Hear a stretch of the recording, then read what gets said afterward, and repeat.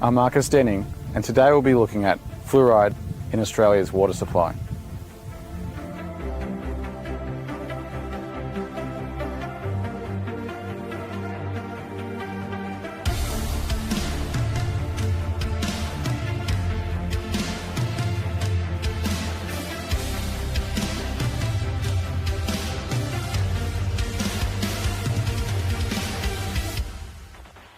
Fluoridation of Australia's water supply is a practice dating back over 40 years.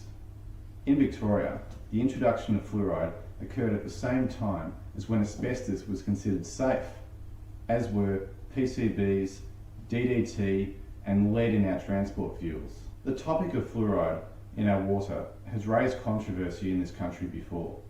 Many of my friends have reverse osmosis and other water treatment systems installed in their homes as a way of limiting fluoride exposure.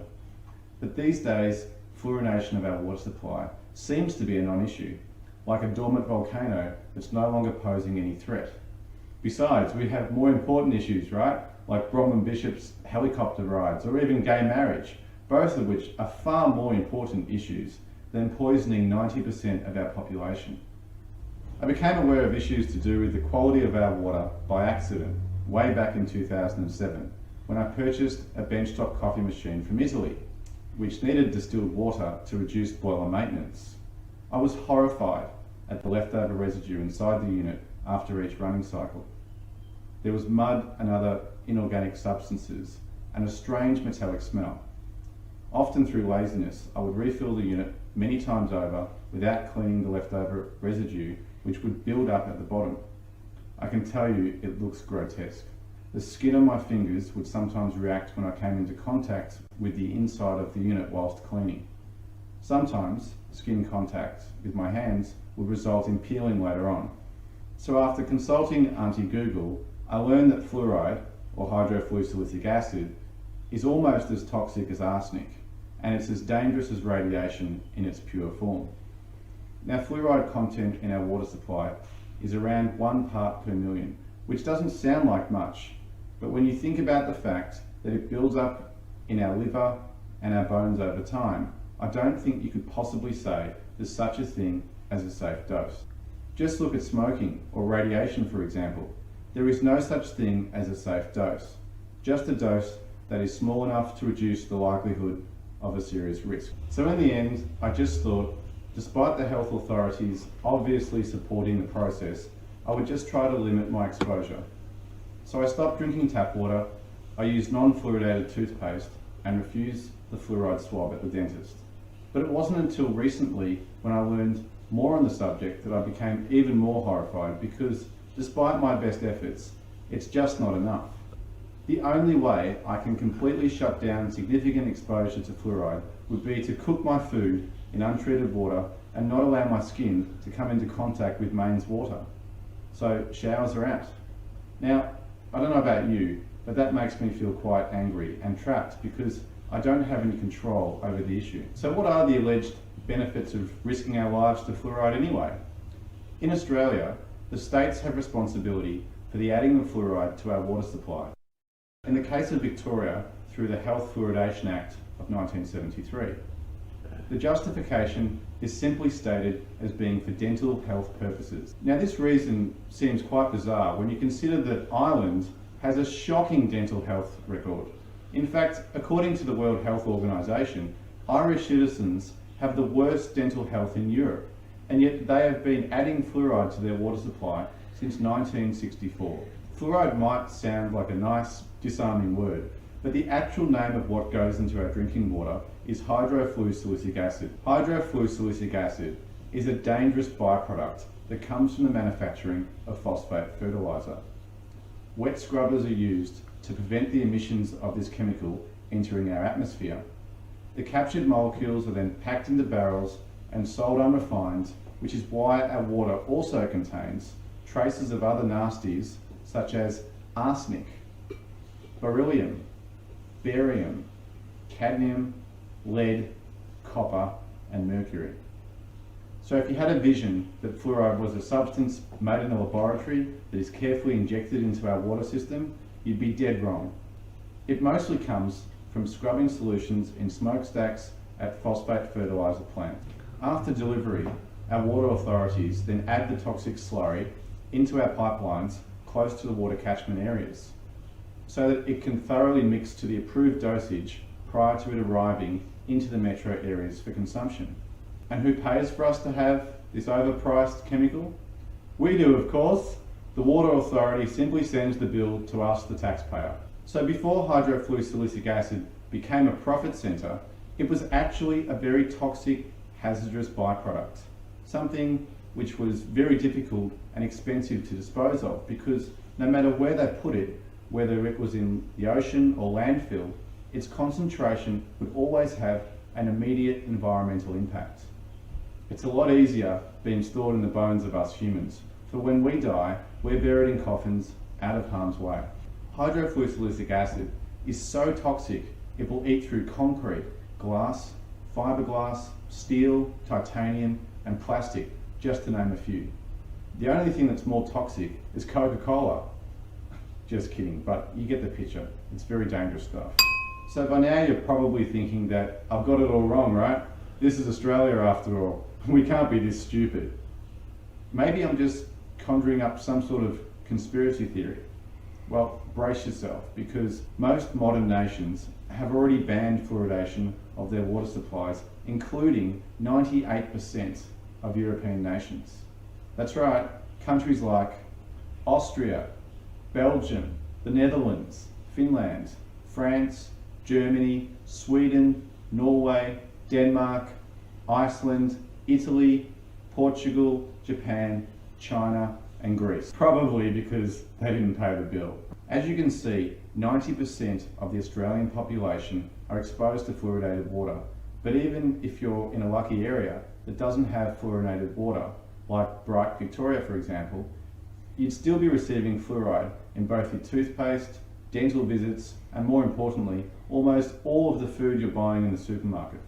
So what are the health symptoms linked to fluoride on the body? Fluoride has been scientifically linked to a reduction in human intelligence, or IQ, allergies, arthritis, bone disease, brain tumours, cancer, autism, dental fluorosis, gastrointestinal disease, autoimmune disease, and osteoporosis, just to name a few.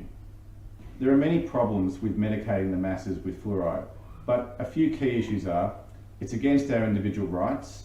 I find it massively contradictory that our government can ban solariums and smoking in venues, both which are activities consumed voluntarily, and yet they force us to accept the dumping of a known toxic substance into our water supply. And then there's the uniform dosage. In medical terms, that's insane. I mean, a small child will consume their weight in water in only 5 days. Their tiny bones are far more susceptible to toxicity than that of an adult, and yet they are drinking the same water. The other huge problem is the way we are administered fluoride. It's supposed to be for dental health only, and yet most of our exposure comes from activities like exposing our skin to showering and other general daily activities that get tap water into our bodies. The first step is that we have to identify that we have a problem. We have to put down our iPads and stop uploading selfies of ourselves onto Facebook for 5 minutes.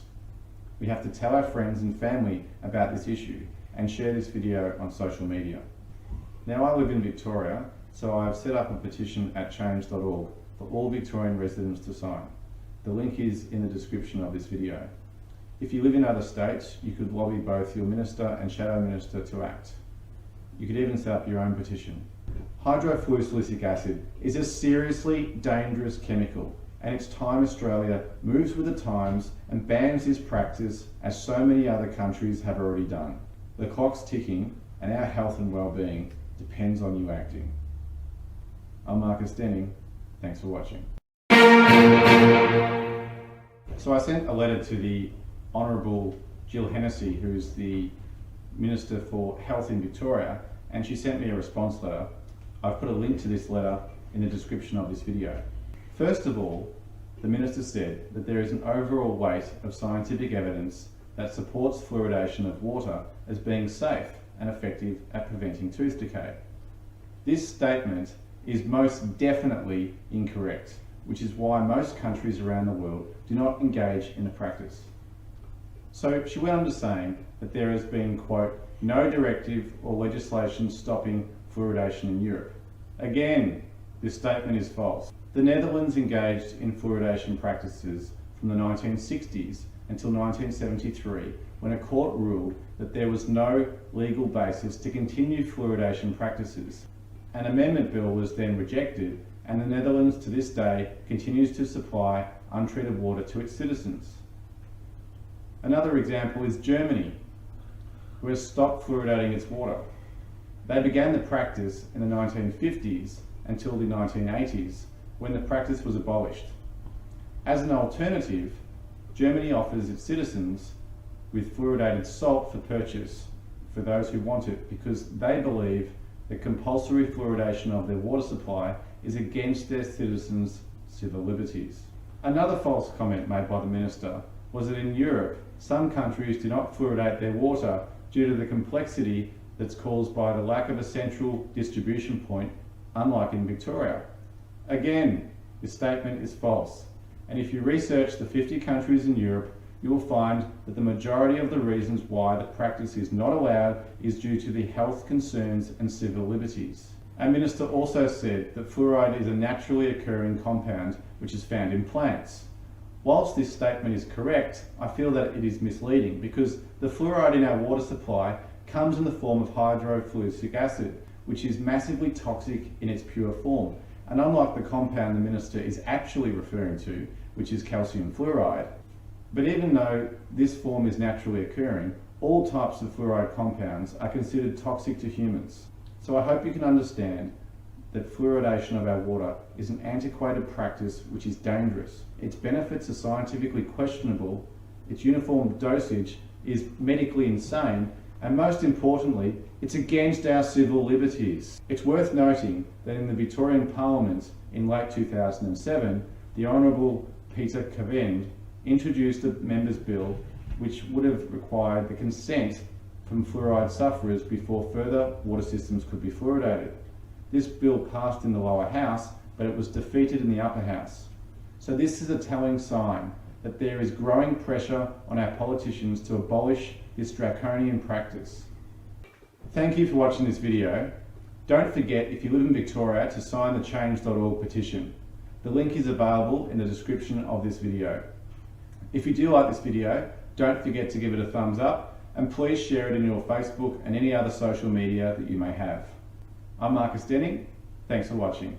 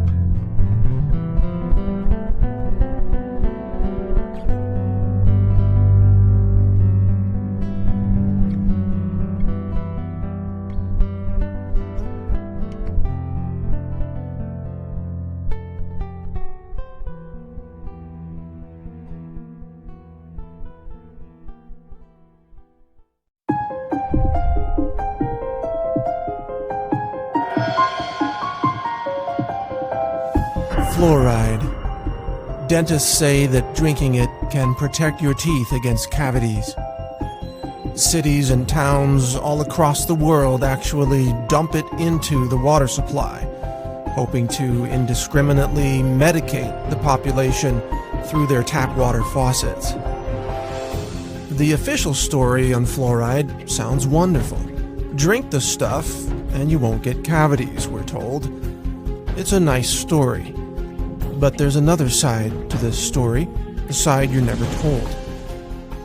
And it starts with the astonishing but verifiable fact that nearly all the fluoride dripped into municipal water supplies isn't naturally occurring fluoride at all. In fact, it's actually a combination of hexafluorosilicic acid and sodium silicofluoride. These two chemicals are considered highly toxic by the EPA. They're actually classified as hazardous waste, and when packaged for transportation, they must be labeled as poison and handled by workers wearing industrial safety gear. So, what are hexafluorosilicic acid and sodium silicofluoride, and where do they come from? That's the part of this story that you probably won't believe. That is, not until you check it out for yourself.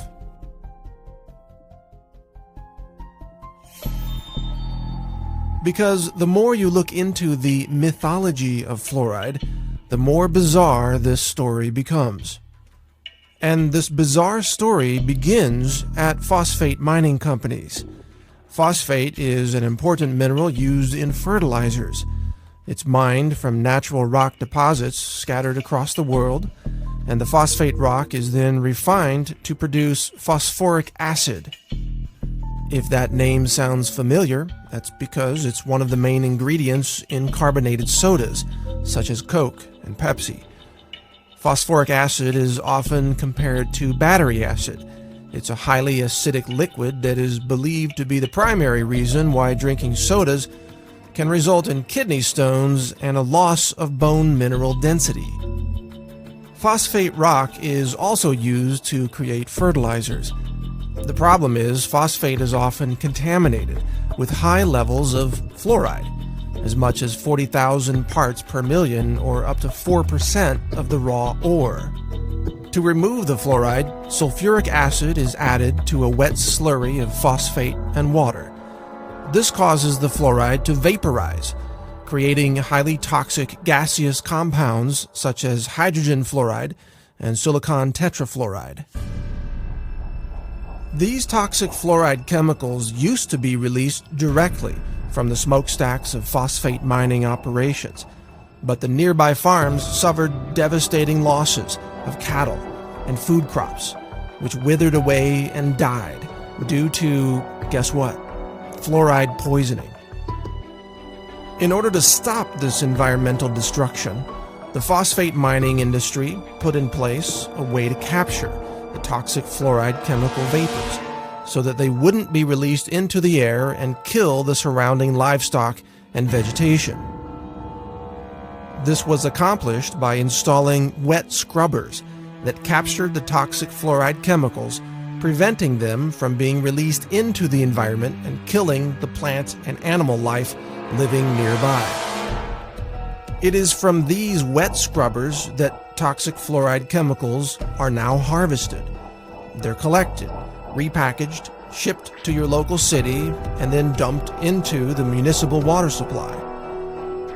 So instead of these toxic fluoride chemicals being released by the phosphate mining smokestacks, they are instead captured and then released into the water supply of large cities, where the chemicals then contaminate the water of millions of people at a time. This is called water fluoridation. When dentists and doctors say they support fluoride in the water supply, what they're really saying is that they support the mass poisoning of the population with a highly toxic hazardous waste product that, if it weren't dripped into the water supply, it would have to be disposed of as a highly toxic hazardous waste under strict EPA regulations. Curiously, it is a violation of federal law to dump hexafluorosilicic acid or sodium silicofluoride into the water. Such an act, in fact, is considered an act of terrorism. Yet it is mysteriously allowed today, as long as it is accompanied by a loosely justified claim that we're doing this to stop cavities. But setting aside for the moment the inconvenient truth that water fluoridation involves the illegal act of dumping hazardous waste into the water supply, there's another important question in all this. Do these toxic fluoride chemicals actually prevent cavities? Roughly 99% of the municipal water pumped through any given city never ends up in the mouths of the people. Most water is used for showering, washing dishes, washing clothes, watering yards, and filling pools. Almost none of the fluoride dripped into the water supply comes into contact with human teeth. It does, however, end up downstream, where it contaminates rivers, streams, and ultimately the oceans of our world. In this way, water fluoridation policies have become a convenient loophole through which the phosphate mining industry can dump its toxic waste byproducts into the environment without adhering to any EPA regulations whatsoever.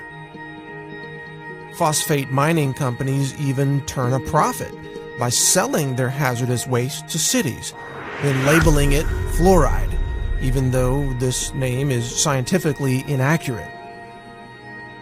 All this raises an obvious question. If fluoride kills cows and crops and fish and is considered a hazardous waste chemical by the EPA, then how could it be healthy to ingest? And why don't doctors and dentists, even though they openly recommend fluoride, sometimes with irrational exuberance, know where fluoride really comes from?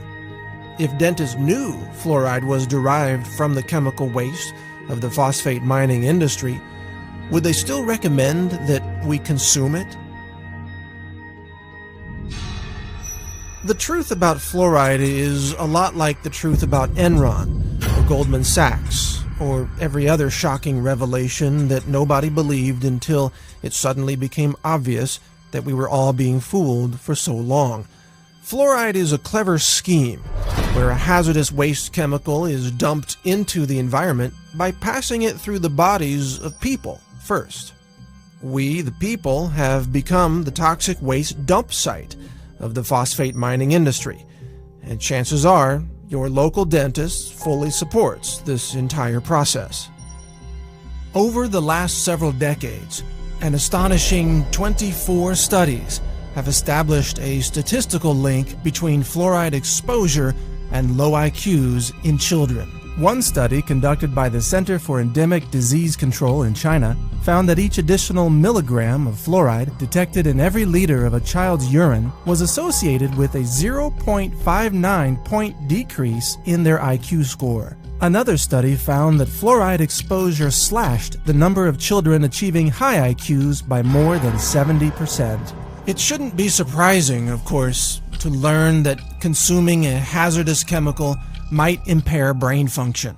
Water fluoridation, it turns out, may be the root cause of the alarming drop in academic aptitude among children in first world nations.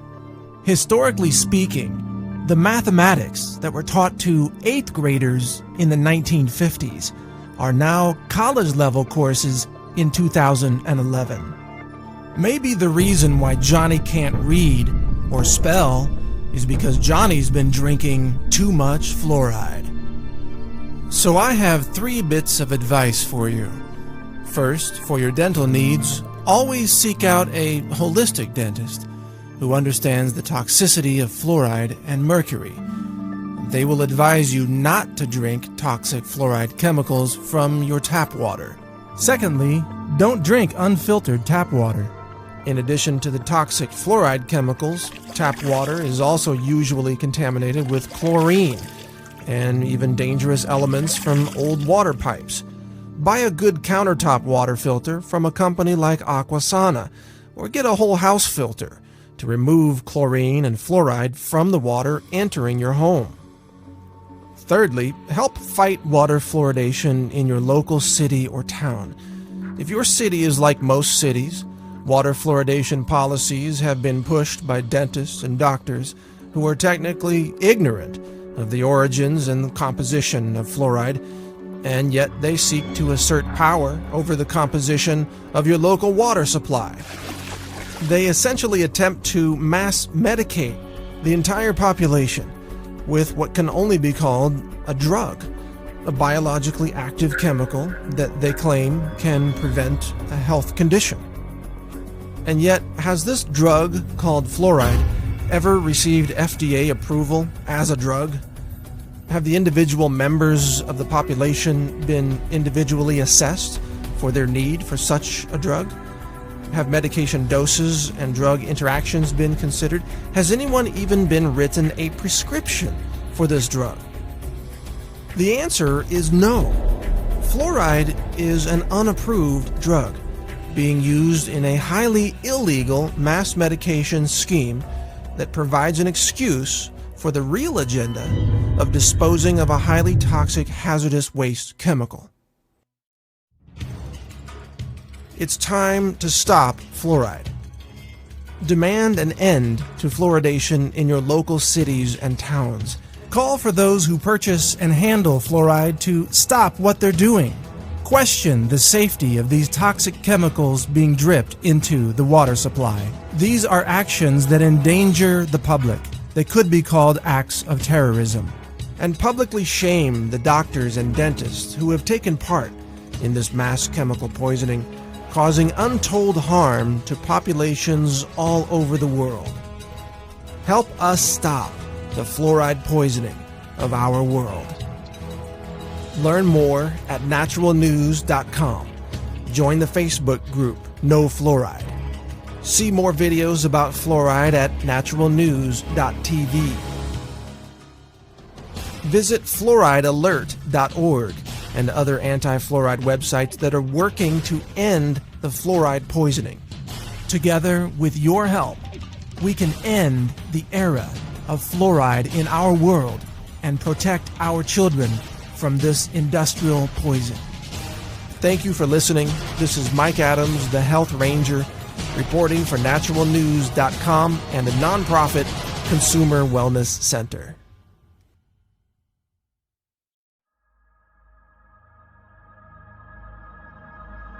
Distilled water is liquid water that was created by first boiling water and then condensing the steam back into liquid. That's distilled water, and it's almost completely free of minerals or contaminants. So in this video, I want to explain to you why I think drinking distilled water is a healthy thing to do, and why you might want to consider it for your own health and family. So I've got 3 glasses of water here. You can see one is distilled, produced with the water distiller we have in our home. This is tap water that we get.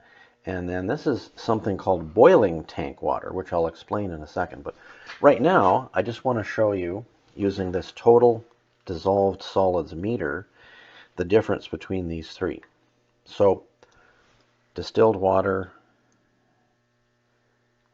0, oh, it's showing 1 part per million. So pretty much completely mineral free.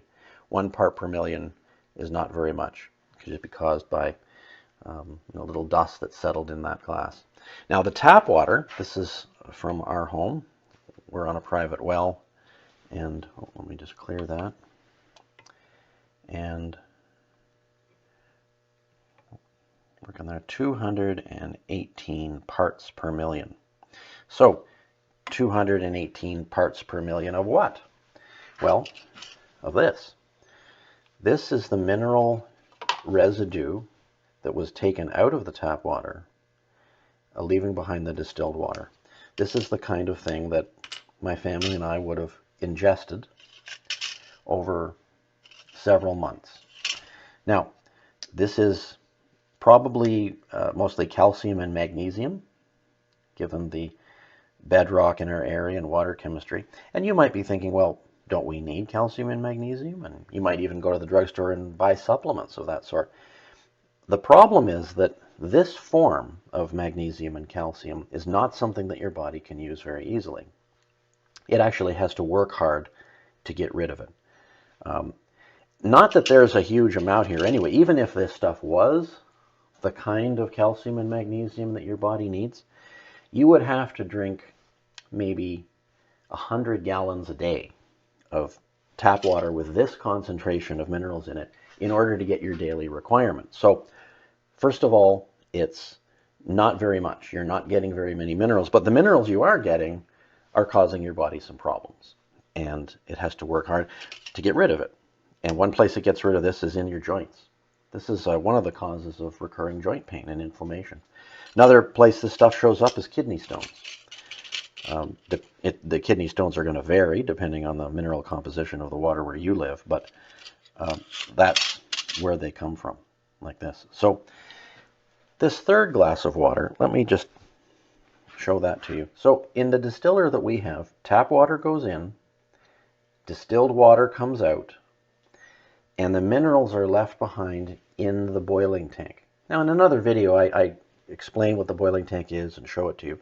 But essentially the boiling tank in a distiller is kind of like the Dead Sea in the Middle East, in that mineral-laden water goes in, but mineral-free water goes out. So in the boiling tank, there's going to be a buildup of minerals over a period of time. And that has to be removed from time to time. But just let's take a look and see what we've got here. So this was pretty much zero distilled, 200 and something parts per million tap water. And the boiling tank water, we're up over 1472 parts per million in the boiling tank water. So you get some sense here of the minerals that are removed and how that happens. Now, there is another reason why you would want to drink distilled water. It doesn't apply to me because I live in the middle of nowhere. I'm 100 miles from any industry, at least.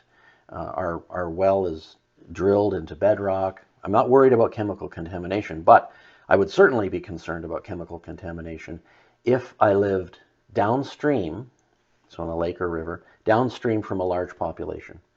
Because there's something happening with municipal drinking water that you need to understand. From a bacterial point of view, you're not going to get sick drinking water anywhere in North America or any modern country. We've got the microbe thing taken care of, mostly with chlorine, at least in North America, and that has a whole bunch of problems associated with it, which I won't talk about now. But what the municipal system cannot remove are contaminants that are now building up in the natural ecosystem. And these are of two types. One type is female hormones from birth control pills. These get into the sewage, and from the sewage they get back into natural water courses, and they are causing problems with fish and frogs. You can Google it yourself. Female hormones in the ecosystem. Just Google something like that, and you'll see case after case after case of mutated fish and frogs in these natural ecosystems. And that's because of what we're putting into the natural ecosystem.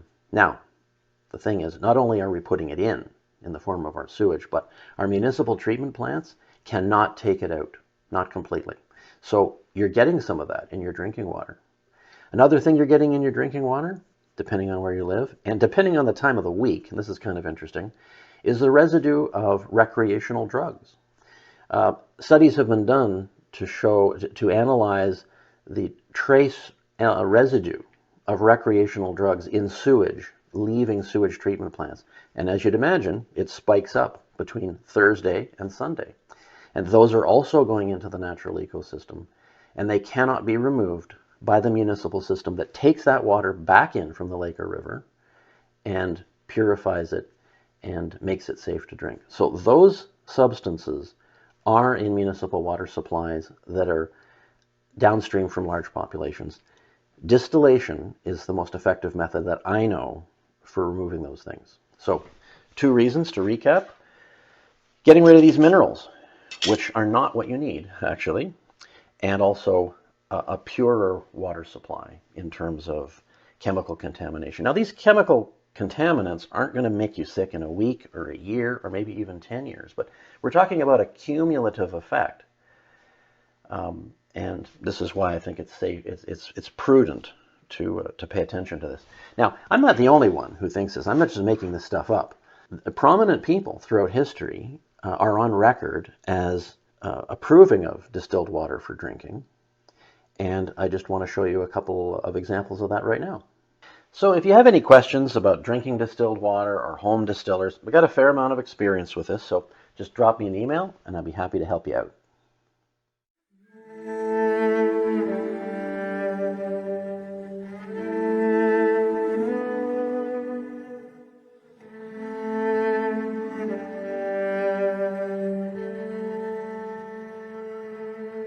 we are at Moondara. What makes up this little community in Moondara is about a dozen community farms. We've got beef farms. We did have dairy back here. We've basically got organic blueberry farm. We've got vineyards. We had potatoes. We had fruit and veggie around here. But the reason why I'm here is I am the third generation here.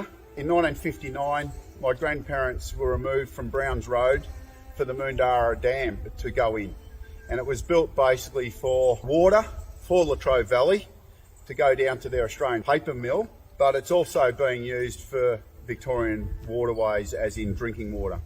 And I'm going to expose something that I would like the whole of Victoria, whole of Australia to know what our government systems are doing to some of our waterways at the present moment. Basically, I'm only 50 metres from my boundary property just across there. I'm in Gippsland Waters catchment area. On the 21st of April this year, I was rang and asked that they're going to do some aerial spraying over a adjoining property right next door to me. And the aerial spraying was going to be done with Grunt 750.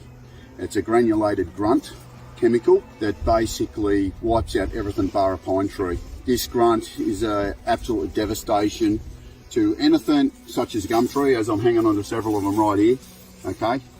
And they use it in the actual forestry area around pine plantations. But I just want to address to people, I'm in a catchment area called the Moondara Water Catchment Area. And I want to touch on that because I'm the third generation on this farm. And basically my grandparents were brought out in 1959 to remove themselves off a 680 acre dairy farm only 1.5 kilometres across the other side of my farm.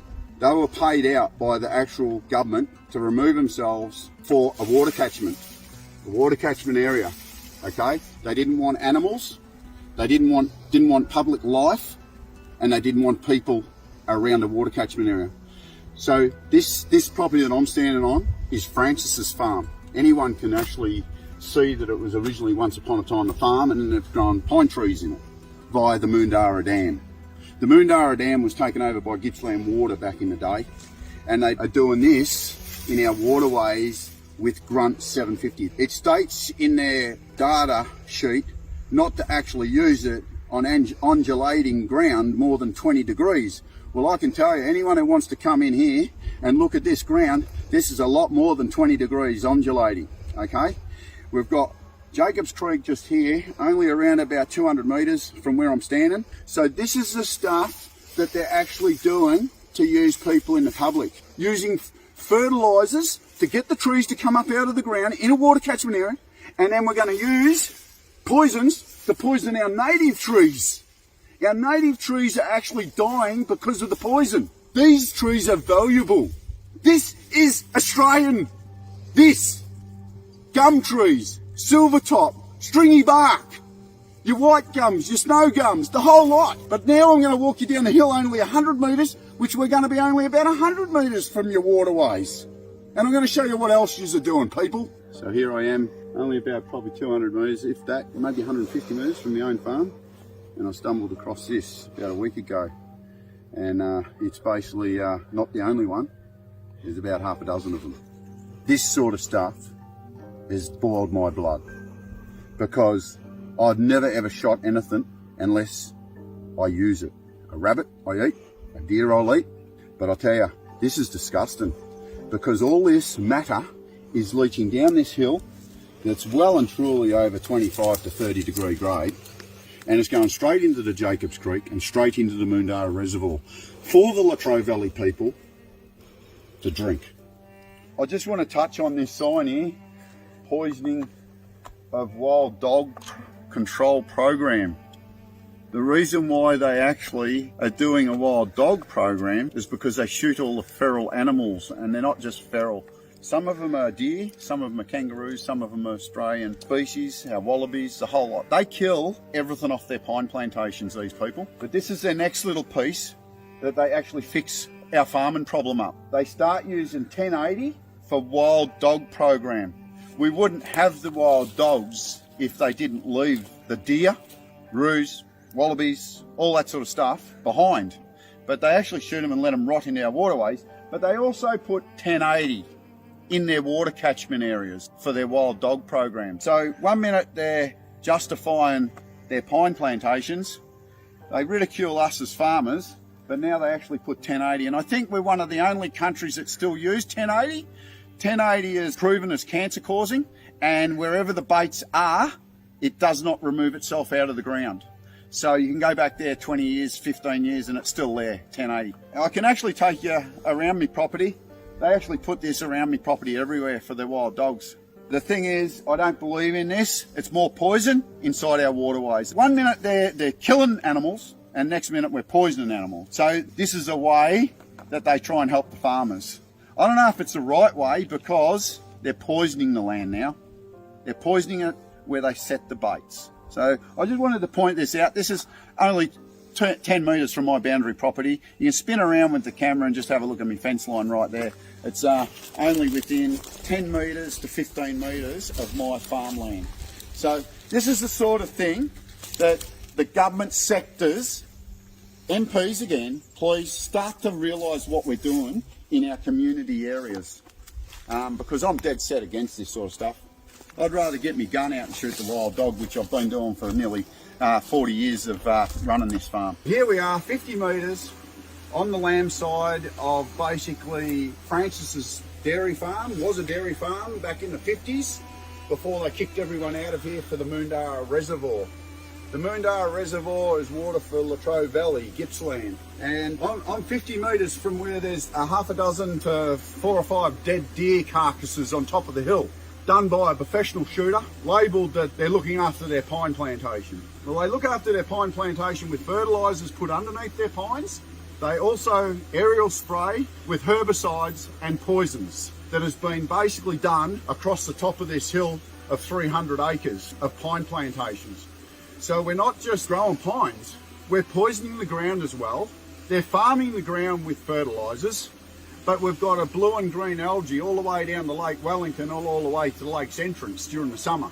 Well, I'm going to tell you, ministers, and I'm not going to bag any minister, because we need yous, but yous need to start to stand up for our Victorian wildlife and for what yous are doing to our wildlife and our waterways. And I do believe our Latrobe Valley water is linked to the Tarrago all the way down to Warrigal, and they can bring the Tarrago water all the way back to Latrobe Valley.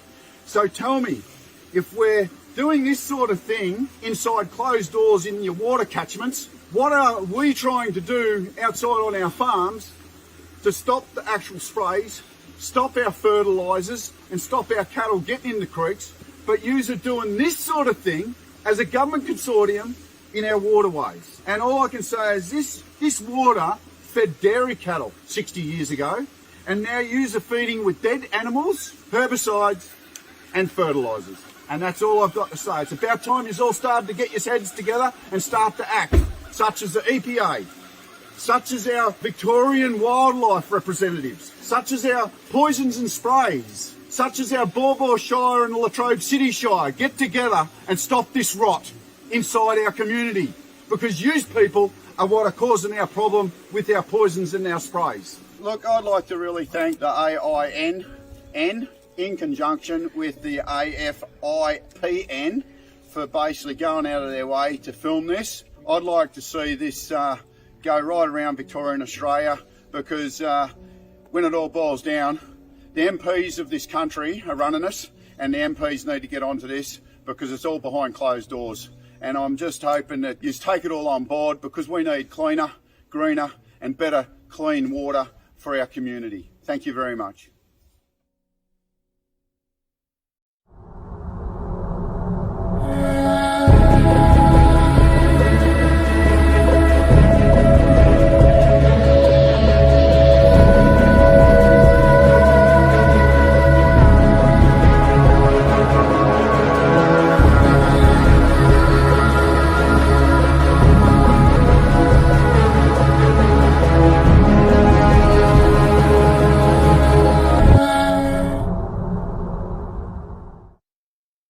Welcome you out to our store tonight. Tonight you're going to see something about your health, your wealth, and your future that is the most important thing to you, to your health, that there ever was, and it's the water you drink. Because you are 71% water, there's nothing more important to you than the water you drink in your life. Water is so important to our body that every organ in our body runs on water. We're lubricated with water, we're heated with water, we're cooled with water. When we get something in our eye, water comes there to wash it out. Water is so important. Water carries nutrients into our body. There's nothing more important to our health, our wealth, and our future than the water we drink. And tonight you're going to have a lot of questions as we do this show. And I'd like you to hold those questions to the end. And I probably will answer most of your questions as we go through this show. Now, throughout this show, you're going to see some things about water that you've probably never seen before. And I want you to think about it and make a decision in your own personal life what you're going to do about the water you're drinking, because that's your job tonight as we go through this show, is to decide what kind of water you're going to drink from now on. You're going to learn some things about water that you've never learned before. Now we're going to show you some water. This is tap water, and we're going to kind of like put this on a trial tonight, and we're going to prove that this water is absolutely filthy and unable to do the job that water was intended to do. This is distilled water. We're going to prove that it's pure water. It's absolutely pure, and it's the water we should put in our body. And we'll be able to see the difference between these two waters real quick. The first test we're going to do with water is called the boil test. And what we do is we boil down a half a cup of distilled water in this pot over here. It's the only thing my wife lets me cook. And then we're going to boil down a half a cup of tap water in this pot over here. Now, if these waters are clean, when that water is all boiled out of those pots, the only thing that should be left in there is nothing, right? If the water's clean. We'll see which water is the cleanest. This is distilled, this is tap. We'll start that test because it takes a few minutes. But one question I have here, does water conduct electricity? You know, if it's tap water, it's absolutely filthy. We know it does. If I touch these two wires together, that light goes on. That's an open circuit. If he's an electrician, he'd call it a normally open circuit. If I put it in distilled water, it does exactly what it's supposed to do, and that's nothing because those two wires aren't touching. That's an open circuit. It shouldn't light the light. But if I put it in tap water, it closes that gap. There's something in that water that's making that gap close. And the difference between these two waters is this is absolutely filthy water, this is pure water. Tap water started out as distilled water. In nature, we have lakes, rivers, and streams. The sun heats these vessels of water up and the vapor rises to the upper atmosphere, where it's cooled and condensed back into water.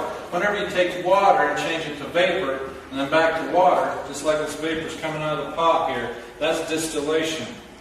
Rainwater, though, falls through an absolutely filthy atmosphere. It's completely void of anything in it. It's distilled water. But everything in the air is gathered up by the distilled water and taken down to the earth. So you have emissions from factories, smog from cities, solvents from all kinds of chemicals, emissions from cars, trains, planes, and buses. All that is in the air. That's one reason the light is on in the tap water. Our tap water hits the ground.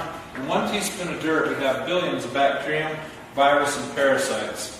The reason we do it is because every animal and insect that's ever lived, reproduced, died, and decomposed has become part of the soil, and that's the food for them.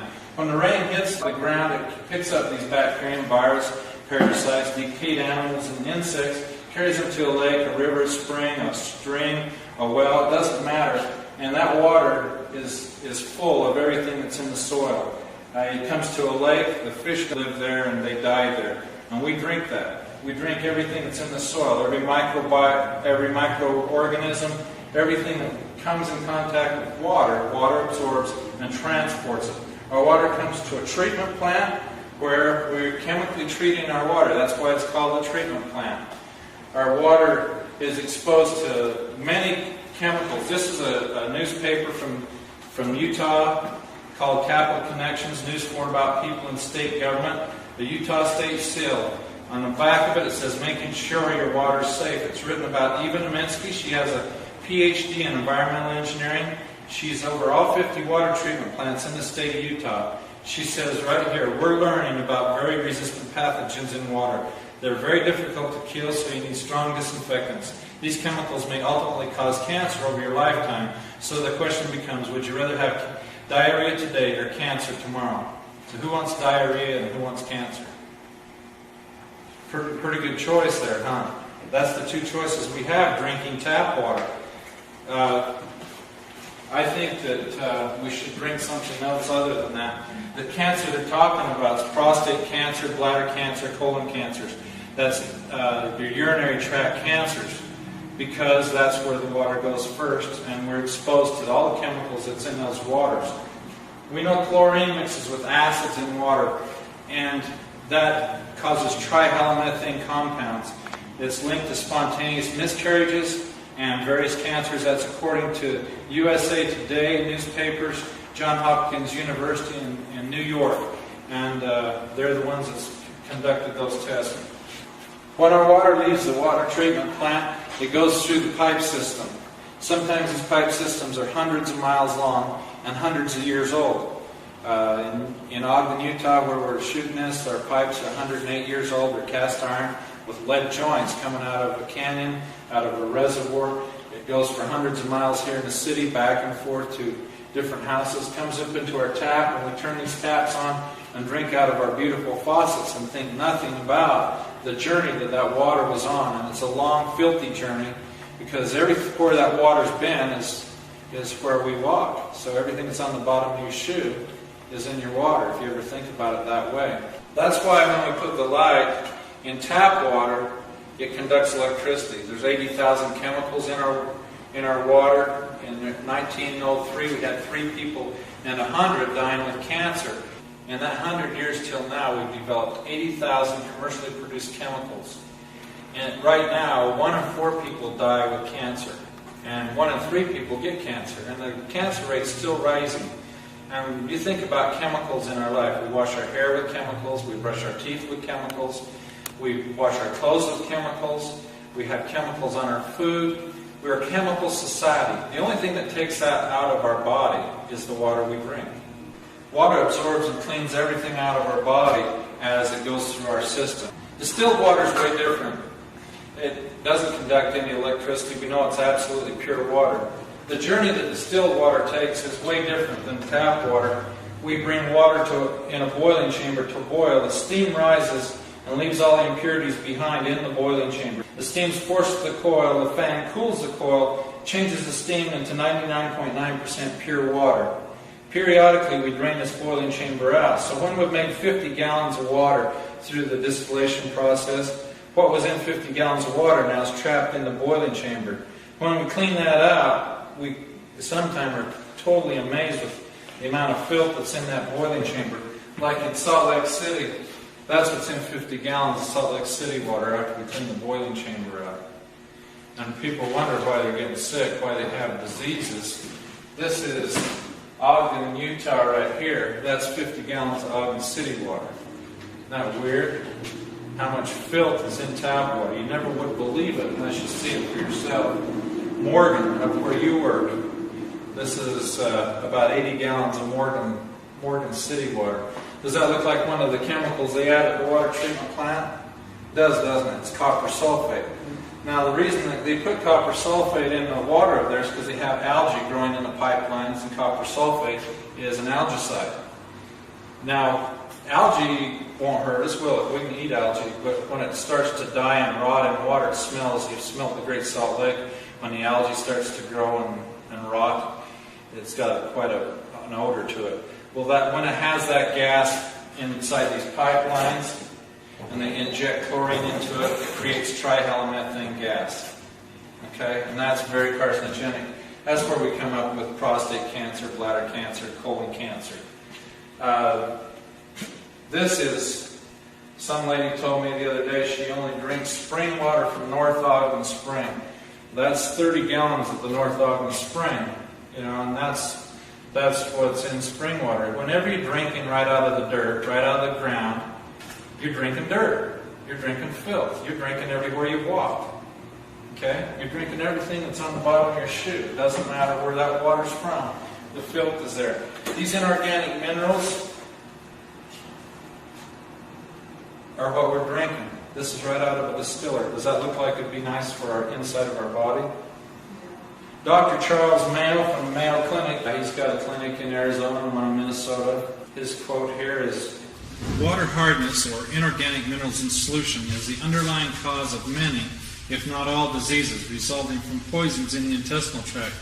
These hard minerals pass from the intestinal walls and get into the lymphatic system, which deliver all of its products to the blood, which in turn is distributed to all parts of the body. This is the cause of much human disease." Dr. Charles Mayo of the Mayo Clinic. In Dr. Bannock's book, The Choice is Clear, he says if you're concerned about arthritis, hardening of the arteries, kidney stones, gallstones, cataracts, glaucoma, loss of hearing, diabetes, obesity, and emphysema, do not drink the inorganic minerals found in water. He just talked about the inorganic minerals. We've talked about 80,000 different chemicals in our water. We've talked about the insects, the bacteria, the virus, the parasites, the dead animals in our water. When I put a distiller in my home the very first week, this is what we took out of our distiller. That's what 6 people would have drank the first week. And when I got shown this to people and shown it to my wife and kids, I says, look, there's actually an animal hair in there. See that animal hair right there? There's 6 animal hairs in this bottle of water. I called the water guy up and I says, how come there's hair in our water this week? And he says, well, I thought we took that all out. I says, well, what was it? He says, we couldn't tell. It's too badly decomposed. I says, well, why didn't you tell everybody was drinking a dead animal this week? And he says, oh, don't worry. We put more chlorine in your water. So, chlorine's 400,000 times more poisonous than DDT. It's linked to a lot of diseases, even cardiovascular disease, because it roughens up the artery walls inside our blood stream and causes the inorganic minerals to start adhering to them, because a rough spot makes it easier for things to stick. You may go around 10, 20, 30, 40, 50, 60 years, 70 years before you have any cardiovascular disease cause you any problems. But if the wrong blood vessel gets plugged off in your heart, they call that a heart attack, don't they? If the wrong one gets plugged off in your brain, they call that a stroke. If the inorganic minerals get into our body, in our joints, in our ears, it causes aging diseases that we don't have any cure for. Right here in the laboratory, let's take distilled water through the same journey the tap water's been on and make the light go on it. We'll have to add a lot of things to it. First thing we'll add to it is bacterium, virus, and parasites. I'll wash my hands in it. 5 parts per million will make this light go on. And we'll see just how dirty my hands are. Pretty clean hands, huh? The tap water is still hundreds of times filthier than the distilled water.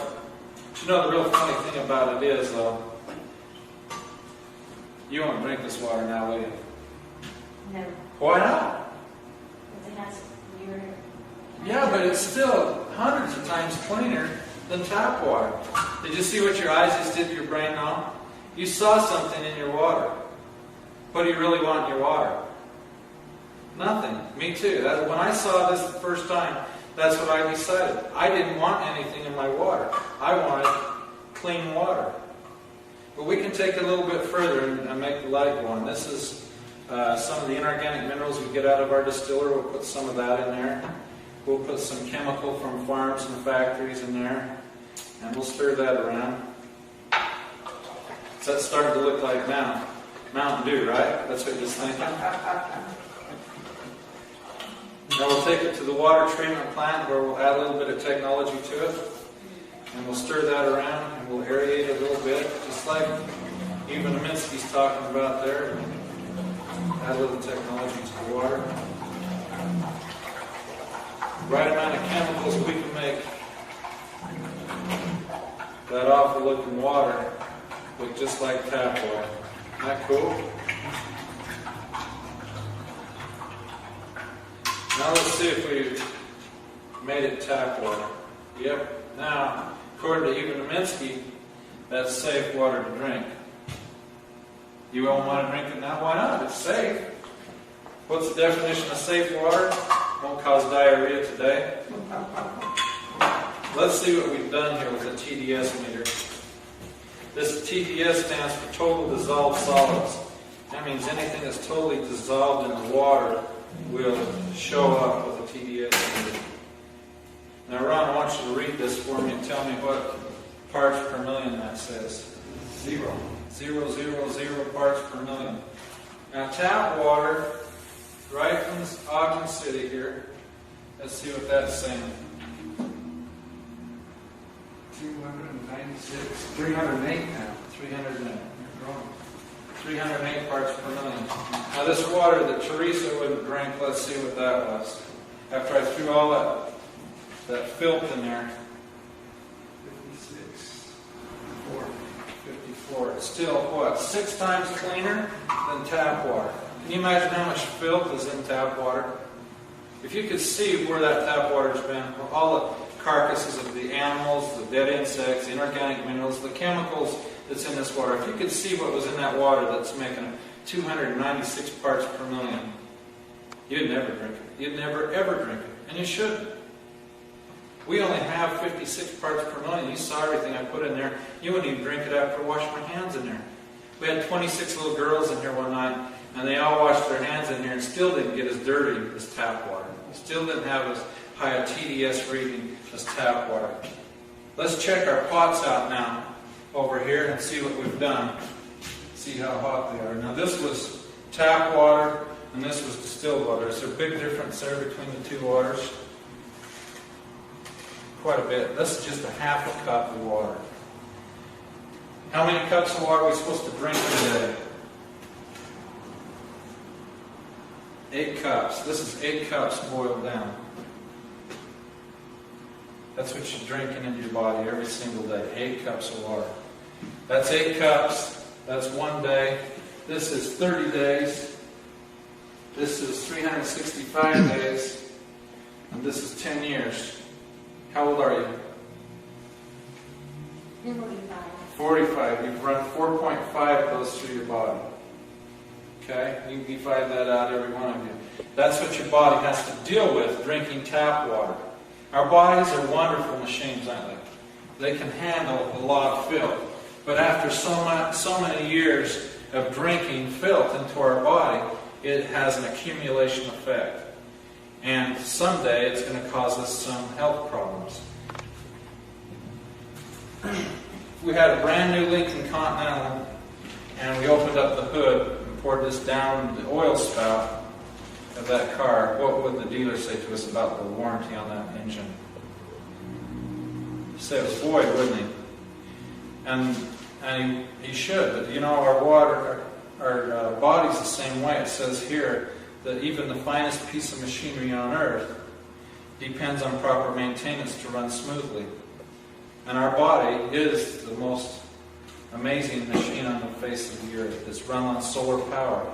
We eat carbohydrates, and they're produced by the sun from plants that we eat. And we reproduce, and when we get a cut, we heal. We have a pretty neat machine. Does your car fix itself when it breaks? It doesn't, does it? Our bodies are 71% water. There's nothing more important to our body than the water we drink. And if we're putting this much filth into our machine every single day, are we kind of voiding the warranty on our machine? We are, aren't we? How long do we get to stay in our machine? Till we wear it out. Till we put enough filth in it and we wear it out. And then we get to leave our machine. So there's nothing more important to us than our health, is there? We can have all the money we want. We can have all the time we want. We can squander all the money and time we want. If we squander our health, all our time and our money will be spent trying to get our health back. And water is very important. You're 71 trillion cells, and every day billions of them die. And the only thing that gets that out of our body, the only thing that carries the dead cells and spent minerals and vitamins out of our body is the water we drink. Now, if I went back out on the farm and worked all day long on a tractor and got totally filthy and come to your house and had a bath in your bathtub and saved the water, would you like to crawl into that bathtub and have a bath? Why not? The water's absolutely filthy, isn't it? Well, that's the same way with this water here. It was 296 parts per million, wasn't it? Do we expect that water to clean the inside of our body? That's what we're drinking water for. 3 days without water and we'll die. If our water's already absolutely filthy, it's like taking a bath in a bathtub that's already filthy. What do you want to drink? What do you want to bathe in? You want to bathe in clean water, don't you? You should bathe the inside of your body with clean water. 0 parts per million water is what we should be drinking. It carries the toxins out of our body. There's nothing more important to our body, our health, our wealth, and our future than the water we drink. And if it's filthy water, it isn't going to do it. Out of all the waters you drink, what you want when you drink water is water that cleans your body. When we get water to this point, to the tap or distilled water, what we do is we drink it into our body, don't we? Let's see the difference between the two waters as they enter our body. This is tap water. We'll put 200 milliliters of tap water in this bottle. And this represents the filth that's in our body, some of the spent vitamins and minerals, and all the filth that we get rid of every time we urinate. We'll put the same amount of filth in this bottle as we do the other one, but we'll just show you this one first. We'll put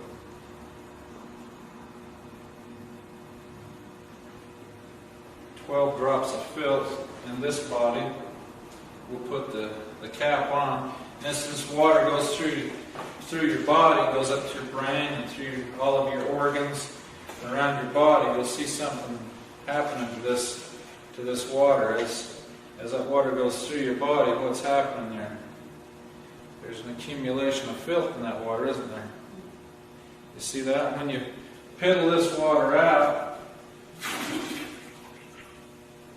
does it leave something in your body? It does, doesn't it? It isn't able to absorb and transport and eliminate the waste. Now this is distilled water in this body. We'll put 200 milliliters of water in this body. We're going to have it contend with the same amount of filth.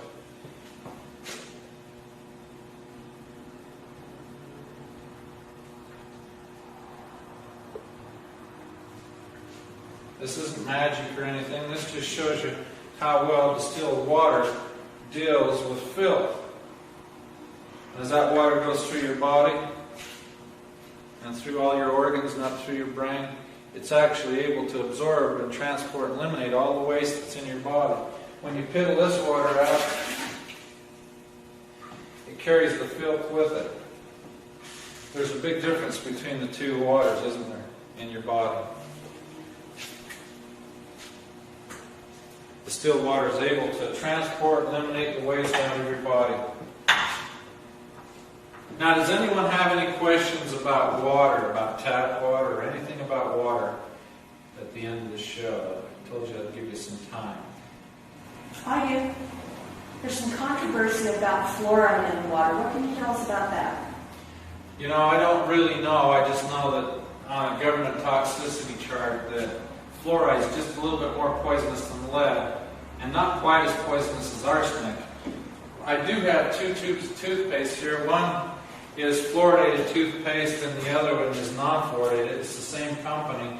But on the back of the fluoridated toothpaste it says that keep out of the reach of children under 6 years of age, and if accidentally swallowed more than used during brushing, call Poison Control Center immediately. On the back of the unfluoridated toothpaste it says you can eat all you want. It doesn't have any warning at all. It's totally safe for children or anyone. I know that sodium fluoride is quite a controversy right now in our drinking water. The EPA has come out a stand against fluoridation of drinking water. I'm not a scientist, so I don't know really if it's good or bad, but there's some very good sources out there that's reliable that says it's not good for us. For me, I think that fluoride or any other poison I don't want in my body. There's enough poisons in my body has to contend with right now. You look at the places where they use fluoride, it's in rat poison, pesticides, dental offices, municipalities. It's also used in drinking water. Does anyone else have another question about fluoride? I would like to know if distillation gets fluoride out and what other chemicals does it get out? Distillation gets all chemicals out of the water, including fluoride. Volatile gases, however, do distill across. That's why we put a post-carbon filter on the distiller, and it carries a bigger spectrum of able to take out more things out of the water. A lot of your volatile gases are petroleums or oil, and we know there's water, there's petroleum and oil in our water. Also, chlorine is a volatile gas, so the carbon filter takes it out also. Pesticides, many of them are pyrethroids and volatile gases made with petroleum products. So we know that distillation takes that out, boils across with the steam, but the carbon filter absorbs all that and takes that out, up to 99.9%. You'd have to drink millions of gallons to get any adverse effect from those chemicals. What's the difference between filtered water and distilled water? Filtered water is water that's gone through filters like these here. Filters are dark, they're wet, they're room temperature. They actually become breeding ground for bacterium, virus, and parasites. And actually they don't take out inorganic minerals. Reverse osmosis is a filter that has a sediment filter, a carbon filter, and also it has a membrane filter that does take out the minerals, and it does that by backwashing through the filter after it builds up pressure. It's very wasteful. It wastes about 2 to 12 gallons of water per gallon, and it's not effective unless you buy a very expensive unit. Does reverse osmosis take all the chemicals out? Reverse osmosis takes out many of the chemicals because they have a carbon filter on them. But there's a lot of things reverse osmosis does not take out. Reverse osmosis leaves arsenic, bacterium. We know it leaves fluoride now, nitrates, and we know that 12 parts per million of nitrates causes blue baby syndrome. And also virus. It doesn't even remove any virus. Sediment filters, they take out sediment. Carbon filters, they take out chlorine. They handle a little bit of detergent, a few pesticides and phosphates, also some sediment, and also sulfates. Deionization, it is good for a few more things. We get over here to reverse osmosis. Reverse osmosis still leaves arsenic, bacterium. We know it doesn't take out all the fluorides now. It takes out some nitrates. It forgets to take out any virus. Steam distillation along with a post filter, the carbon post filter takes out everything that's in the water. It significantly reduces every element in the water. So we come out with nothing but pure H2O. Steam distillation takes out arsenic, bacterium, cadmium, calcium, chloride, chlorine, cryptosporidium, detergents, fluorides, lead, magnesium, nitrates, organics, pesticides, phosphates, radon, sediment, sodium, sulfates, and viruses. A small filter like this cartridge filter is effective on chlorine, and that's about all it is effective for. Cartridge filters, they're hard to replace. They grow biofilm. Over time, the quality of water degrades in filters, but in distillation, the quality stays high. Even after hundreds of gallons have passed through a distiller, the quality of the water still is high. That's the problem with the filter. It's got a hole in it. If it's brand new, it might be working properly, but as it ages and as the volume of water goes through it, you don't know where you're at. You don't know what level of safety you're living in. We know that filters are wet and they're dark and they're room temperature, and they produce bacterium, virus, and parasites. And if you cut a filter open, it's full of slime, and that's called biofilm. That means there's bacterium in there growing. It's just like biofilm in our nose. We call it snot. And that's what gets in those filters, and we're drinking through it.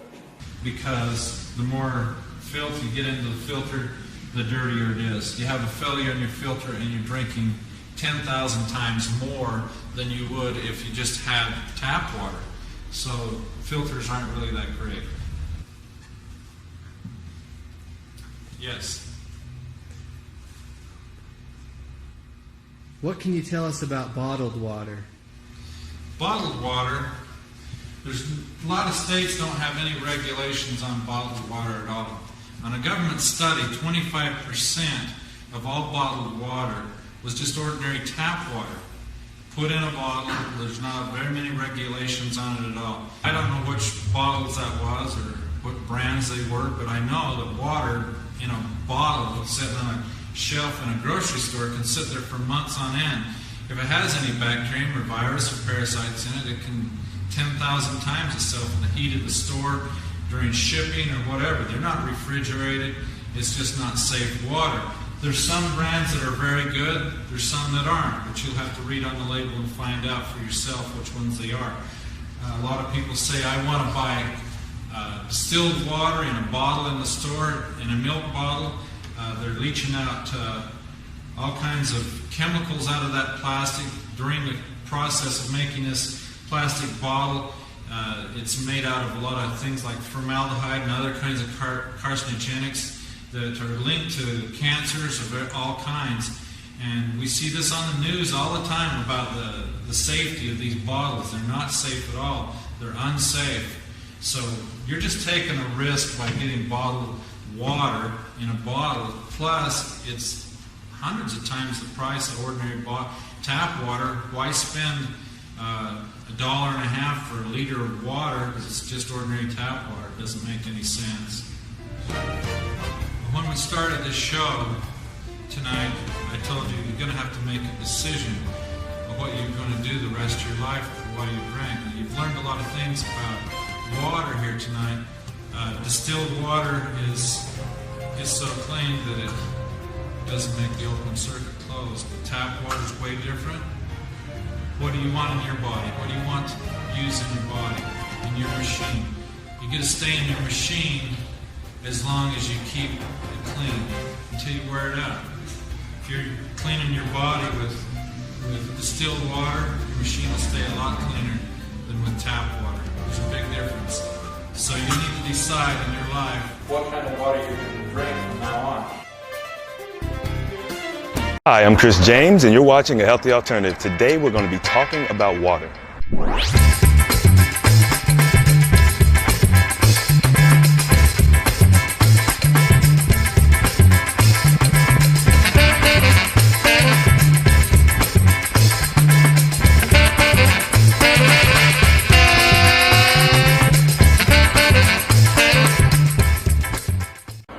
I decided to do this one outside today because what we're going to be talking about is distilled water. Well, we're going to be talking about several different waters in general, H2O, but we're going to be talking about distilled water, why I chose to use distilled water during my water fast, and why I choose to use distilled water in general as my main drinking water. And coming outside today is kind of essential to that point, because one of the things about distilled water that a lot of people say, negative things that people have to say about distilled water, definitely not going to hold that the whole time. But one of the negative things people have to say about distilled water is that distilled water is essentially dead. There's a couple of other things they say. They say that it leaches minerals from your body. They say that it has nothing in it, and so it doesn't do anything for you. And so we're going to address a couple of those thought processes today. Water is an extremely unique substance, and it doesn't get enough credit. It doesn't get as much credit as it should. It's mysterious in so many ways. And I'm going to be talking a little bit about some of the wonderful things I found out about water. So why are we outside? Well, one of the major issues with people wanting to drink distilled water is that they say that distilled water is either dead or it's lacking minerals and other nutrients that our body requires. Now, there is one kind of blanket statement I just want to, put out there before we get into this. While, yes, our body has a lot of different nutrients and minerals and sorts of, things of that nature that it needs to be healthy, I think that we overrate how much of these nutrients and things that we get from outside sources. And when I mean outside sources, I'm really talking about like food and synthetic nutrients or pills or anything of that nature. Our body produces all of these things naturally which is why, we know that we need them because our bodies produce them naturally in the first place. So if your body produces something naturally, a healthy body should produce these things naturally in the quantity that you need it. So when we have deficiencies and when we're lacking in nutrients and things of that nature, it's because our bodies aren't doing their jobs properly. And instead of trying to get it from an outside source all the time, it may be better to actually approach the problem itself. Like, what is the core issue that we're having? Why is our body not producing these nutrients naturally? One of the amazing things that I mentioned in my prior video about water fasting is that we can actually get energy from the sun, water, air, natural, just from nature. Just we can subsist on, cosmic energy. Now, we're not in a position right now where it's feasible for most people just because of where we live. We live in major metropolitan areas. There's a lot of pollution in the air. There's a lot of other things that I won't get into right now because it's not really important to this video, but there's reasons why we have issues absorbing the nutrients we need from the sun and from the air. And so sometimes we can become deficient based on lack of sunlight, lack of fresh air, fresh clean air, and eating improperly. A lot of the foods we ingest cause problems in our body, and those problems basically create these nutrient deficiencies. So back to the water. When you're doing the water fast, the water is going to act as a cleaning agent. Distilled water is essentially pure water. It means that it's H2O with absolutely nothing in it. Now, what that means is it has the ability to collect all sorts of things. And this is where the misconception about distilled water leaching minerals comes from, because distilled water does leach minerals out of your body. The thing that they don't tell you is that there's two different types of minerals. You have inorganic minerals and you have organic minerals. So you've got minerals that you can get from, plants, vegetables, from the earth, from the air, from nature. And then you have, essentially like rocks. I mean, that's really just, it's a form of mineral that our body does not actually absorb properly. And this is also synthetic minerals as well. This is the reason why I don't use vitamins. It's the reason why I don't take any type of synthetic pills or medication or anything like that, because even if they're taking the proper mineral or the proper, vitamin or whatever it is, and they're putting it in a pill form, when they convert it, when it's synthesized in a lab, it's not natural, and our bodies don't actually absorb it properly, and it can cause more problems in the future, or it can, have adverse effects on our body, which we call side effects. Essentially, side effects is a play on words. And so we have to be cognitive of the fact that a side effect isn't really a side effect. It's just an effect of you taking a synthetic, mineral or drug or whatever in the place of the natural version. Now, of course, you could take some herbs or something of that nature, you can grind them up and you could put them in a capsule and you can ingest them that way, and that's fine. But when you take a mineral or whatever and you synthesize it in a lab and it's this white powdery chalk, or this gel or whatever, you've altered the molecular structure of that mineral, of that nutrient, of whatever it is that you're trying to ingest. And so it can have negative side effects on our body, and it typically does. Sometimes you don't see them, and that's the thing. It's like if we instantly saw the negative effects of the medicine and, the food we were eating, we wouldn't eat it. So of course, the effects aren't always instantaneous. But what I have noticed is the more pure I become, the cleaner my system becomes, the more sensitive I am to everything I ingest and everything I come in contact with. So if I were to, take some medication for something, I'm probably more at risk for having the side effects than someone else, because the tolerance that our bodies build up to a lot of the acidity we deal with on a natural basis has effectively been eliminated in my body because I've been cleansing. So that protective mucus wall, that protective mucus lining that I have, or I would typically have, is not there anymore. And so I'm very susceptible to a lot of different things, but it's good because it gives me an opportunity to see, hey, this stuff really wasn't good for me. Or, I could tell other people how these things are affecting me now that I'm cleansed, and it's something that they can start becoming cognitive of. And that's really what it's all about, is paying attention to your own body and understanding, how things are affecting you. So with the water, one of the important things about distilled water and, making it alive again, because your natural distilled water is going to come from like rainfall, fruit juices, obviously organic fruit juices, obviously alkaline organic fruit juices. And we'll be talking a little bit about alkaline fruit juices, alkaline fruits, and alkaline foods in another video. But you can recharge the water that you machine distill using sunlight. The cosmic energy from the sun will be absorbed into the water, and the water will retain that. And then when you ingest it, it's almost as if you're getting the energy from the sun, which is amazing. And so that's one thing that you guys could do to your distilled water to make it alive again, if you will. Now, I drank my distilled water without doing this process for a long time, and I had no negative side effects. I've been doing it for about 8-9 months or so, and I never had any negative side effects. All of the effects of drinking distilled water have been positive. Now, this is how water works. So water is negatively charged when it's distilled, when it's pure.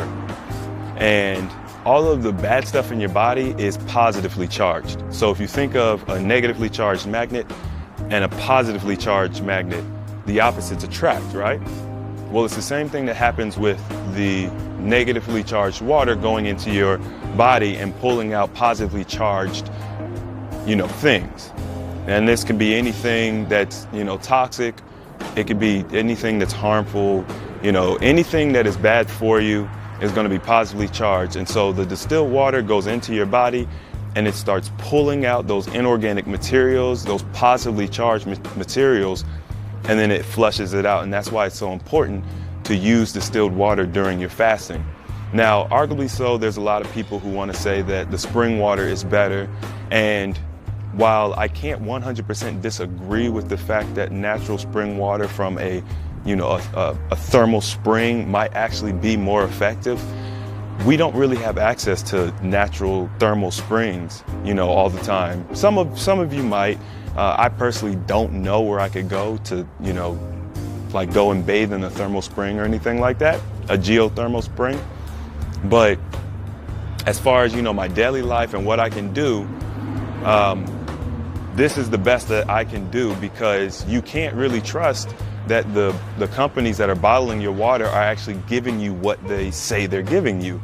I mean, there's only so much accountability being held to these companies and their standards and all that sort of thing. So as far as what I can control myself, I know that I can purify this water. I know that I can let it sit out in the sun for about an hour or so a day, or if you just want to let it, if you want to leave your jar out there indefinitely and just fill the water up and whatever, I'm sure that's fine. I would just make sure that it has a good tight seal on it so that you don't get a whole bunch of bugs and critters in your water. But other than that, it's the best option. It's the best option that I have found. And now there's a lot of salts and minerals and stuff like that in spring water, which is I think everything in moderation is okay. There's a lot of people that demonize salt, and I'm really kind of on the fence about how I feel about salt. I still do ingest salt, not very much, and I try to make sure that it's always the sea salt, the naturally occurring sea salt. I know that we have salt in our bodies, So I would imagine that salt in moderation is okay. I do know that we have to stay away from table salt. Once again, this is just the same as your synthetic pills or whatever, where you're essentially taking something natural and you're synthesizing it in a laboratory and creating it in, a incomplete molecular structure. So when we ingest it, our bodies don't assimilate it properly, and eventually it causes problems. And that's why we have so many problems with the salt. Of course, anything in excess can be bad for you. So even with the healthier salts, you don't want to just douse it on everything and whatever. But as of right now, I haven't found reason to believe that a little bit of salt in your diet is bad for you. And we're still learning. I don't have all the answers, nor do I proclaim to have all the answers. And I don't want you guys to ever believe that I'm 100% right on any and everything. I would like you to take what I tell you as, informational, something for you to research for yourself, and for you to obviously, practice and just pay attention to your body and see how things make you feel. And so that's probably the most important thing that I want you to get from, all of this, is that I'm just informing you of things that you may not be aware of, and therefore you can actually start doing the research for yourself, experimenting for yourself. And I'm going to do the experiments as much as possible and share my results with you as much as possible. But at the end of the day, you guys got to be doing these things for yourselves. Everybody's body is a little different. Everybody reacts to things differently. And no matter who it is that you watch or follow, whether they are, a Nobel Peace Prize winner, or if they're just a herbalist that, you've seen do miraculous things, such as, Dr. Sebi. I know a lot of us follow Dr. Sebi. No matter who it is, they may not have everything right. One of the things that I have been learning is that a lot of people have a lot right about a particular subject, and then they might have one crucial part wrong. And so part of the point of this channel was to kind of filter through all of the right stuff, try to filter out the things that I've found to be incorrect, wrong, or incomplete, and then bring information from other sources that were partially correct, and then bring you guys more complete information. We're gonna head inside.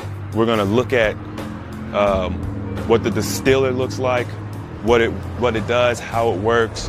We're probably gonna take some readings on the water to see how much parts per million are in it, and we're gonna talk a little bit further about distilled water, water in general. So let's head on back inside. All right, so we're inside now. I've got my distiller, my water distiller set up here. I've got this is called a TDS. You see that TDS meter? And I'm not really big on shouting out any one particular product, because I'm sure there's a lot of distillers out there made by a lot of different companies that are all wonderful.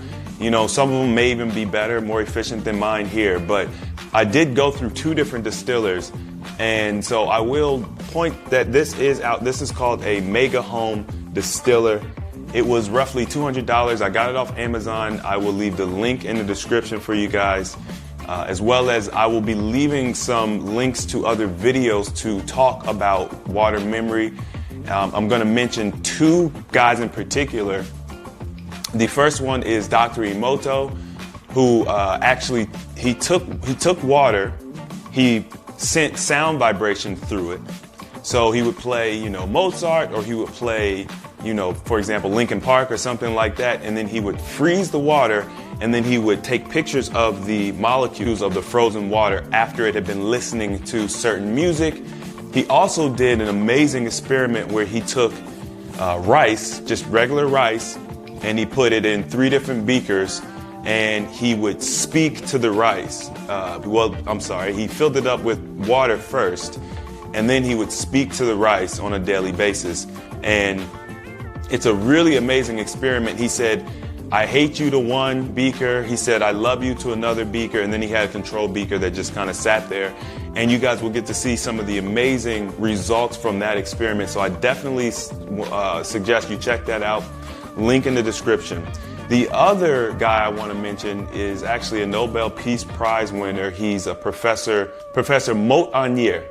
And he is actually one of the 2 people, I guess, responsible for figuring out the HIV, you know, what caused HIV. And I have my reservations about that prize that he won for HIV.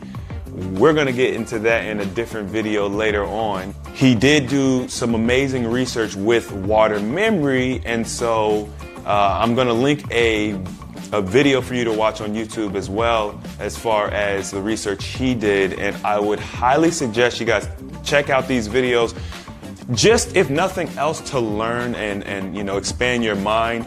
It is relevant to the topic at hand because it will help you understand why I chose distilled water, why infusing distilled water with sunlight actually works, and it kind of gives you a little scientific background on everything that I've been saying, so that you don't just think I'm like making it up or pulling my information out of thin air. I am trying to stay away from, you know, the mainstream sources of information as much as possible, just because the information is so diluted and it's controlled so heavily. So it's not information that I really trust, to be honest with you. And once again, I have found a lot of half-truths with the information I get from the mainstream sources. And so, you know, do your own research, check it out, verify what I'm saying, and see if you agree with it after, you know, maybe doing some experiments of your own. What I'm gonna be doing is showing you guys the distiller when it's clean, what it looks like on the inside when it's clean, and I'm also gonna be showing you what it looks like after it's been running. So as you guys can see here, we have the distiller, and there's a little staining around the edge because I've been using this thing for so many months, but it's not calcification, it's actually clean, or as clean as it's gonna get. And of course, I will be showing you the dirty distiller later on in the video, so look forward to that. All right, so here's what we've got. We've got your average ordinary tap water. We have some distilled water here that is just to clean the meter off. And then I have the distilled water we're gonna be testing. And essentially what I'll do is I will test the distilled water first. I will clean it off in the neutral distilled water. And then I will test the tap water here, and you guys will get to see the difference of parts per million in the two waters here. So now these have a margin of error, and I'm not 100% sure what the margin of error is on this one. I think it's like 0.04 or something around that nature. Don't quote me on that, but it's a very small margin of error, and every one of these are gonna have it. They're not perfect, you know. Furthermore, my conditions here aren't perfect. You know, I'm not in a laboratory. I wasn't able to properly sanitize everything. So the results are going to be slightly skewed. And I think that is just, you know, something that you guys will have to accept because I don't have a laboratory. But it is going to give us a very, very accurate reading on what's going on with these two different waters. And you'll be able to see that there's a major difference no matter what, even if you don't get a perfect zero reading, which sometimes I do, sometimes I don't, you know, it just depends. So I'm gonna go ahead and start with the distilled water, and you just turn it on and you just put it in the water. 2 parts per million, which is extremely close to pure. All right, that's extremely close. Well, that's what we want to see. Maybe 2 to 4. All right, so our first reading was 2 parts per million, and that is in the distilled water. This is what I drink. This is what I've been promoting. All right, so just so we don't get confused. Now I'm going to go ahead and clean it in the more distilled water. I mean, that's essentially what you want to clean it in. Distilled water is neutral. So on the alkalinity scale, it would be a 7. And this is not an alkalinity test here. We're just doing a parts per million. So this is going to tell you how much particles per million are in your liquid. So you just want to, I'm just kind of dabbing it a little bit. I don't want to like actually rub anything, the electrode or anything. And hopefully I haven't been too abrasive with this bad boy. But so here's our tap water. And now we'll get to see, compared to the distilled water, what the tap water is reading. The tap water is reading Give it a second. It's still trying to work out the kinks. 172 parts per million. I'm gonna go ahead and zoom in on that. 171 parts per million. And even if my accuracy was off by, 0.1 or 2, that's still well over 160 parts per million difference. So there's a big difference here. Back into the neutral solution. And as you can see, the reading now is 0.4.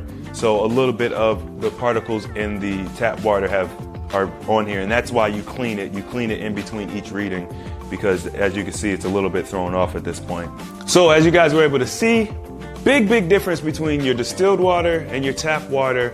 And we're going to actually talk really briefly about some of the things that are found in tap water and why the reading is so much higher in the tap water versus the distilled water. So briefly, I just wanted to give you a small list of some of the things that you can find in your tap water. And if you don't believe me that this stuff is in the tap water, just look at what's happening in Michigan, in Flint, Michigan. You think that, oh, that's only happening in Michigan. No, Michigan is probably one of the most extreme cases of it, and it's being televised and we're aware of it, but it's happening all around our nation. And I'm sure that your water has plenty of chemicals in it, but just to give you some of the chemicals you can find in probably your water, you're looking at chlorine, fluorine, THMs, salts from arsenic, radium, I should say, hormones, nitrates, pesticides, heavy metals, fluoride. And fluoride is a big one, and we probably will have to talk about fluoride. There's a lot to talk about when it comes to fluoride. There's a lot to understand about fluoride, and that's another video at another time in the future. We'll let future Chris worry about that one. But that's just a quick rundown of some of the rocket fuel. I think I mentioned that in one video, but sometimes rocket fuel, because essentially what happens is these chemicals can leach into the water, into the drinking water. Now, is bottled water better? Sure, bottled water is better. Now, a lot of times your bottled water is just tap water that's been filtered. So of course, if you filter your tap water, it's better than drinking tap water straight. But you're probably looking at, instead of it having 170, 200 parts per million, maybe you get it down to 130. It's just, you still have plenty of materials in the water that you don't need or you don't want, that can cause all sorts of things in your body, including cancer. And then, of course, they don't get rid of the heavy hitters like fluoride. Fluoride is a heavy hitter. It's really hard to get rid of. If I'm not mistaken, you need a carbon filter to filter out fluoride. And this distiller actually comes with a carbon filter. It's right here. So essentially what a distiller does is it heats up the water, it boils it, and then it collects the steam. The steam filters out through this nozzle. It hits the carbon filter before going into a container, a glass container that holds it. Make sure that when you're doing this, make sure you're using a glass container. Buy one that has a glass container. This one did come with a glass container. As I mentioned before, plastic, has harsh chemicals in it, hormones, all sorts of things that we shouldn't. I mean, back in the day, we used to use glass bottles for everything, and we moved to plastic because it's cheaper, but it's a much less healthy option. And of course, all of these different chemicals can cause cancer. They can cause all sorts of problems in your body. And so it's important, even though it doesn't seem like a big deal, it's important to eliminate all of these things in our life as much as possible, because it all attributes to our overall health, our well-being, and the longevity, the quality of living, that we'll enjoy later on in life. So now I'm going to just quickly show you guys what the distiller looks like after you've actually used it. And it's distilled that tap water. You'll get to see it's like a yellow, murky, calcified liquid substance. Yeah, you can kind of see that it's like that yellow, murky. So, I mean, that's literally all the poisons, it's all the toxins and everything that you've been ingesting in your body. And of course, the amazing thing about our skin is that our skin has the ability to absorb nutrients, sunlight, water, etc. But when we're bathing in this type of water, it also absorbs the chemicals straight into your body. And the bad thing about that is your skin doesn't have the natural defense system that your mouth has. So when you bypass the natural defense system and the bacteria that's in your mouth, the harmful effects of this water increase. And that's where you get the dry skin from, and some of the other skin problems that we have that we don't really attribute to the water. We think it's something else, which essentially it's not the water itself, but it's the chemicals in the water building up in our bodies over time and causing some of these problems. All right, guys, so I hope I was able to teach you a little bit today, maybe open up your mind to some new concepts. If you like that video, don't forget to hit the thumbs up. And if you want to see more videos like this in the future, as I do kind of build on each video as I go, hit the subscribe button, And as always, the application of knowledge is power, and I will see you guys next time.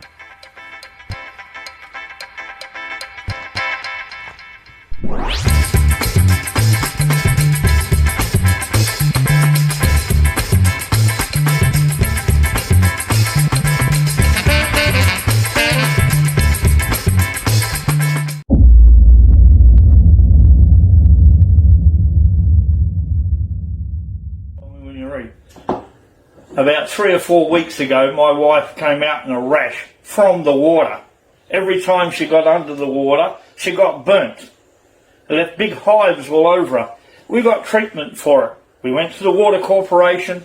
A stupid woman there tried to argue, oh, you want to see a lawyer? We got our lawyer and all this garbage. Eventually she decided she was going to do 2 weekly flushes of the pipes coming up to this property.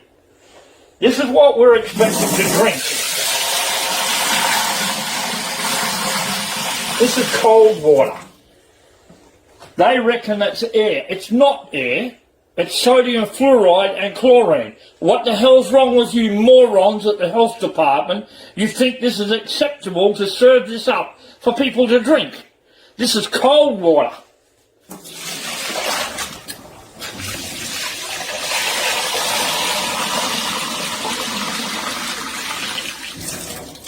Look at that. The hot water's the same. It's not air, you fools. It's chlorine and fluoride. It's deadly poisonous crap in the human body. When the hell are you going to do something about it before somebody dies from the result of the crap you put in our water and then make us pay for it? What the hell's wrong with you? You bunch of sickos. Water Corporation, what a pack of jokes. How long do you think the people of this country are going to put up with the crap? Your lies, and sodium fluoride is rat poison. Why the hell are you putting it in our water? It's time you mob was sacked. And this government, that thinks it's a government, this parliament should be sacked on the spot and locked up for abusive process and abuse of their authority and treason against this country and treachery to overturn our constitution. It's time you maggots woke up. You're not going to get away with this. Get rid of this crap out of our water. You don't get to medicate us. That's against our constitution. That's against our law. What you're doing is dangerous. We don't need to. Just so you're sure, it's not a one-off. Straight out of the tap. And that's the muck we got to drink. That's what you expect human beings to drink. That is not air. That is sodium fluoride and chlorine. What the hell is going on in your sick heads? No wonder I had diarrhea and vomiting for nearly a week.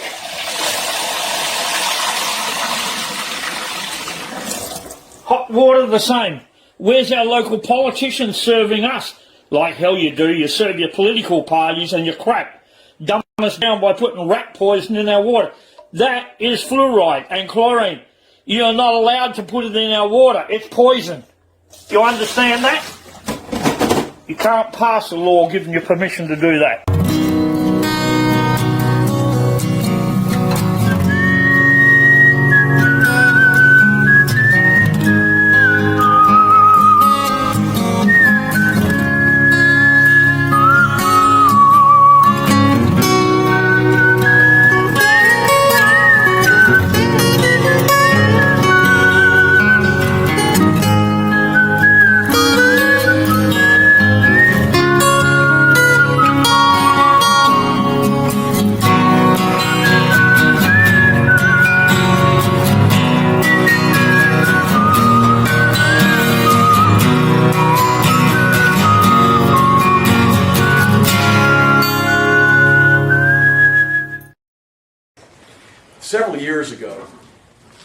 friend of mine sent me a video. It was called "What in the World Are They Spraying?" It was a YouTube show, and I wanted to find out, what in the world this was about. So I watched this video. It's called "What in the World Are They Spraying?" And basically, he said they were spraying aerosol propellants and aerosol chemicals in the atmosphere above our house and all over the United States. Well, quite frankly, I didn't believe him. I thought there's no way that's true. What he's looking at are just contrails that come out of the back of jets, or ice crystals that form up in the atmosphere. Well, I started doing more and more research, and I started realizing that the ice crystals dissipate very quickly behind the jets, but these, quote, chemtrails don't dissipate. So I watched them for several years, and 2 years ago for Christmas, they were spraying all over our house on Christmas Day. I got so aggravated with it, and 6 months earlier that I'd already taken a rain sample down at the lake, and I also took another rain sample 2 days later when it rained. And what I found was this. I only had 2 things checked. I had 2 different samples tested. The first sample was tested, it was from June the 6th, and the second sample was on June the 27th. Both of these were 2011. And I found that the aluminum was at 232 parts per billion in one and 211 parts per billion in the other. And the barium was 103 parts per billion in one and 87.7.5 parts per billion in the other one. And what I began to realize is that this is not healthy. This is unbelievably bad, because what happens is this is atmosphere. That's what's coming out of the atmosphere from the rainwater. And we aspirate it or we breathe it. And what's interesting about this is I started thinking, why in the world are they putting all this aluminum? Well, aluminum has an interesting thing. It goes through the blood-brain barrier, and it's been linked, and it causes Alzheimer's disease. And I thought, this is just absolutely awful that it would make us breathe this stuff. Now, there's some things that you can do with it. One of them is called ethylene ditetracetic acid. You can take it orally or take injections, which bind this and takes it back out of your system. But the other thing now I've learned also, and I'm going to test the rainwater one more time because I've got this from multiple sources, that they're also putting fluoride in aerosol propellants. And they're spraying fluoride on it. So you think, why would they put fluoride in the air? Well, a lot of us have stopped using fluoride. Don't use fluoride in your toothpaste. Don't use it in your mouthwash. Don't put fluoride in your body in any concentration because it's unbelievably poisonous. It's rat poison, for heaven's sakes. Now, what fluoride does, when you put fluoride in your body with aluminum, it massively increases the uptake of aluminum into the brain tissue. In other words, you give yourself senile dementia or Alzheimer's much, much more quickly. So you've got to stay away from fluoride. You've got to stay away from aspirating fluoride and aluminum, all these different heavy metals. And you've got to protect your thyroid by taking iodine on a regular basis. If you use iodized salt, it should be okay. Be careful with the iodized salt, because a lot of times it also contains barium and aluminum salts, because they use the beds that are dried outside, and they don't remove the other minerals. It's best to use something like Redmond salt, which is mined from 5,000 feet down, so it's not contaminated with barium or with aluminum or other types of heavy metals. But make sure you stay away from fluoride. Don't believe the lie. Fluoride was originally developed by I.G. Farman for the use of humans. And the I.G. Farman was a Nazi petrochemical company under Hitler. And what they found is they couldn't get the inmates in the concentration camps to listen. They had to find some way to drug them to make them listen. And when they'd give them pills, they wouldn't take it, they'd spit it out. So they put fluoride in the water supply in the concentration camps. It made the people infertile, it made them servile like servants, and it made them basically incapable of saying no when they were told what to do. So they made extremely good slaves in the factories, and they didn't rebel and try to walk out of the concentration camps. Now you wonder, we all watch these old movies on PBS in which the Nazis are lining up people in front of ditches, and they're shooting them, and nobody's running away. They're looking at the dead bodies in the ditches. They know they're going to be the next set of dead bodies in the ditches, but they don't walk away. They don't run away. The reason for that is they were drugged. These people were drugged in the water. And fluoride was one of the primary things that they used to drug them with. Now, what's interesting about this, when we went to Dachau and the other concentration camps in 1945, and we freed the prisoners, and we're still millions of prisoners still alive because they were slave labor. When we freed the prisoners, we got all the research from I.G. Farman about what fluoride did and how fluoride affected the brain. If you give a newborn infant fluoride, if you drink fluoride on a regular basis, you'll drop your own IQ scores by 20 points. These are research studies that were done at Harvard University. And so in 1945, we discovered that fluoride dumbed people down, dumbed the masses down, made them basically ignorant. It also calcifies the pineal gland, and the pineal gland is the third eye, the ancients called it, in the middle of the head, which allows you to have spiritual insight and discernment. This is one of the biggest reasons that a lot of old people in their 30s, 40s, 50s, and 60s don't listen, don't want to hear it. They're hung up on normalcy bias because their pineal glands have been completely calcified and they simply cannot think through what you're saying to them. That's why when you're young and your pineal glands aren't calcified, you see deeper things and deeper meanings into life if your eyes are open. Now remember this, in 1945 the United States government found out that they were basically feeding these prisoners fluoride in the water supply in the concentration camps. In 1946, the United States government started putting fluoride in the water in the United States. Coincidence? Sure seems odd to me. Always use distillation or reverse osmosis. I like the distillation the best because you can be guaranteed of what's in the water.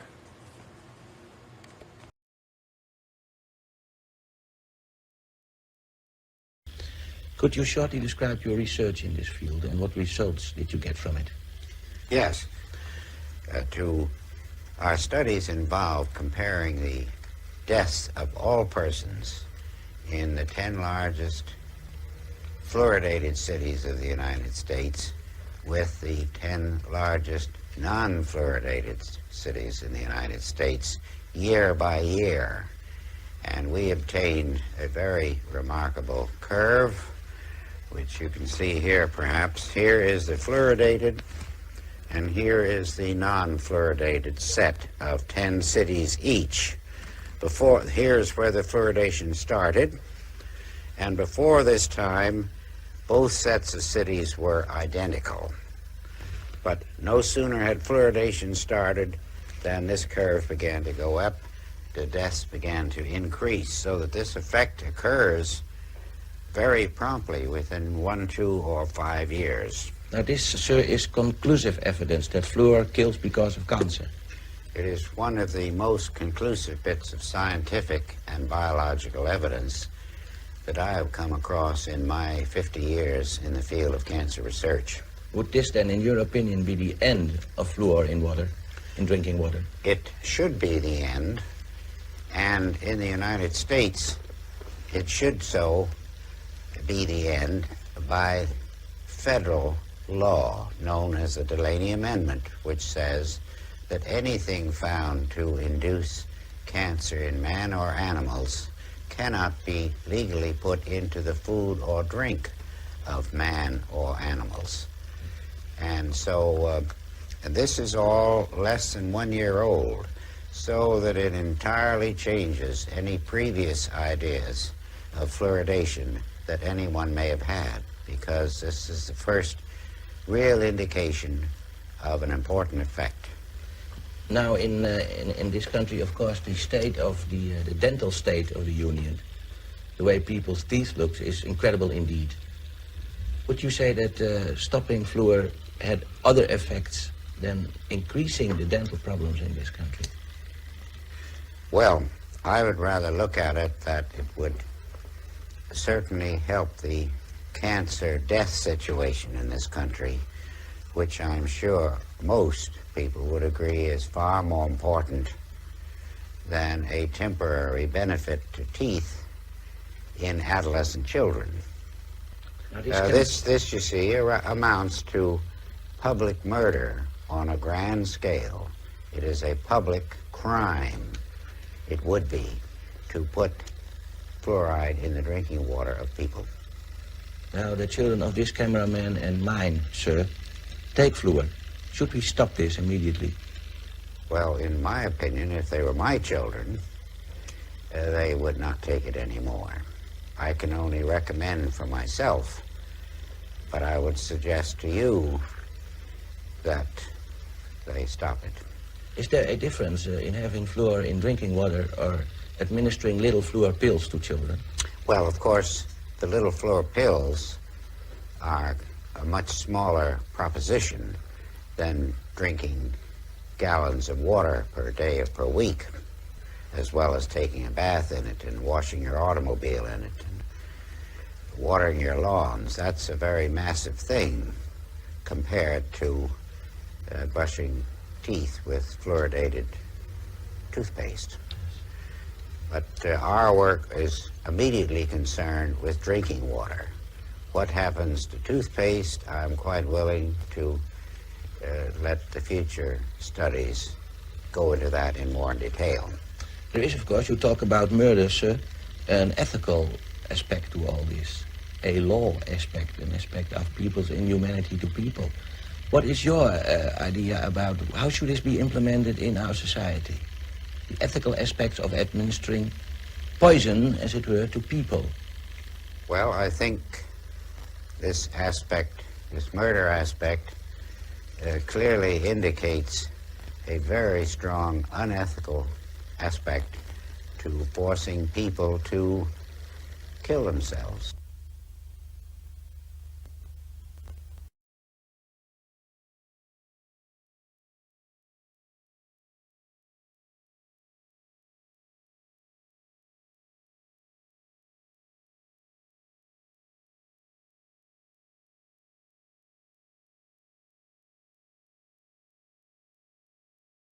They call them wet scrubbers, the pollution control devices used by the phosphate industry to capture fluoride gases produced in the production of commercial fertilizer. In the past, when the industry let these gases escape, vegetation became scorched, crops destroyed, and cattle crippled. Today, with the development of sophisticated air pollution control technology, less of the fluoride escapes into the atmosphere, and the type of pollution that threatened the survival of some communities in the 1950s and 60s is but a thing of the past, at least in the U.S. and other wealthy countries. However, the impacts of the industry's fluoride emissions are still being felt, although more subtly, by millions of people who for the most part do not live anywhere near a phosphate plant. That's because after being captured in the scrubbers, the fluoride acid, hydrofluorosilicic acid, a classified hazardous waste, is barreled up and sold, unrefined, to communities across the country. Communities add hydrofluorosilicic acid to their water supplies as the primary fluoride chemical for water fluoridation. Even if you don't live in a community where fluoride is added to the water, you're still getting a high dose of it through cereal, soda, juice, beer, and any other processed food and drink manufactured with fluoridated water. Fluoride has been and remains to this day one of the largest liabilities of the phosphate industry. The source of the problem lies in the fact that raw phosphate ore contains high concentrations of fluoride, usually between 20,000 and 40,000 parts per million, equivalent to 2 to 4% of the ore. When this ore is processed into water-soluble phosphate via the addition of sulfuric acid, the fluoride content of the ore is vaporized into the air, forming highly toxic gaseous compounds, hydrogen fluoride and silicon tetrafluoride.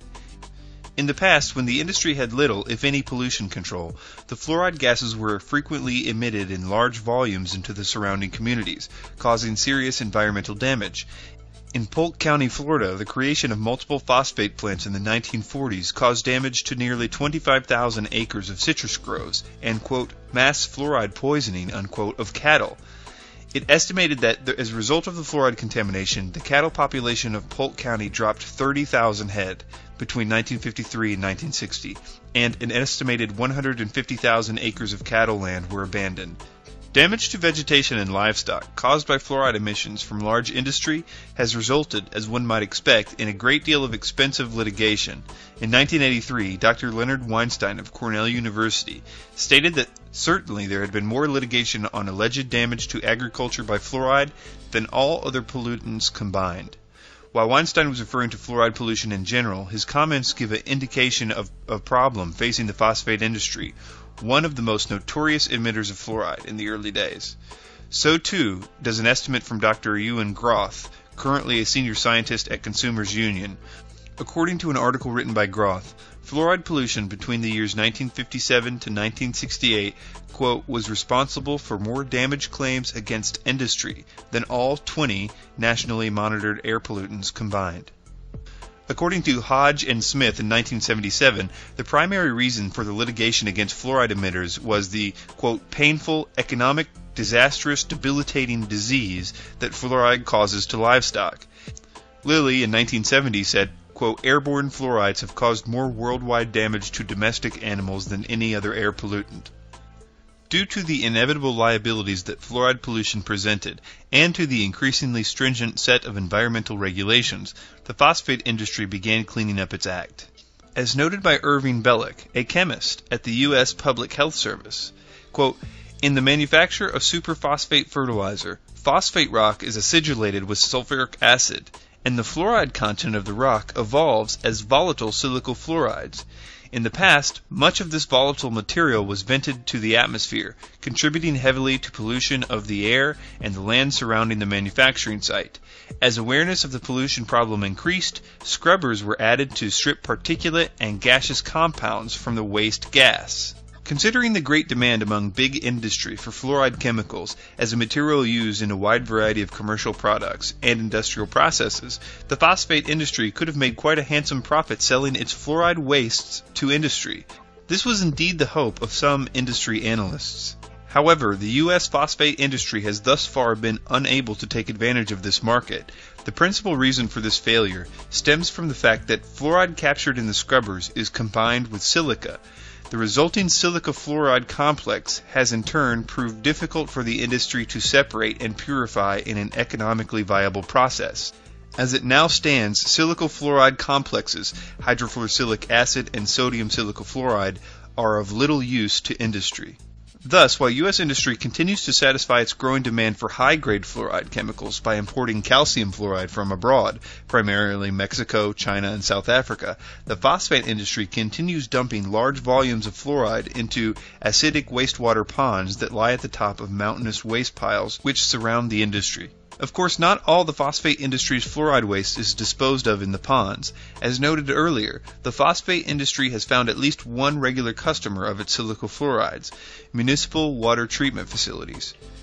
According to recent estimates, the phosphate industry sells approximately 200,000 tons of silica fluorides, hydrofluorosilicic acid, and sodium silicafluoride to U.S. communities each year for use as water fluoridation agents. In 1983, Rebecca Hanmer from the U.S. Environmental Protection Agency described the policy of using phosphate industry's silica fluorides for fluoridation as follows, quote, "In regards to the use of fluorosilicic acid as the source of fluoride for fluoridation, this agency regards such use as an ideal solution to a long-standing problem. By recovering the byproduct fluorosilicic acid from fertilizer manufacturing, water and air pollution are minimized, and water authorities have a low-cost source of fluoride available to them."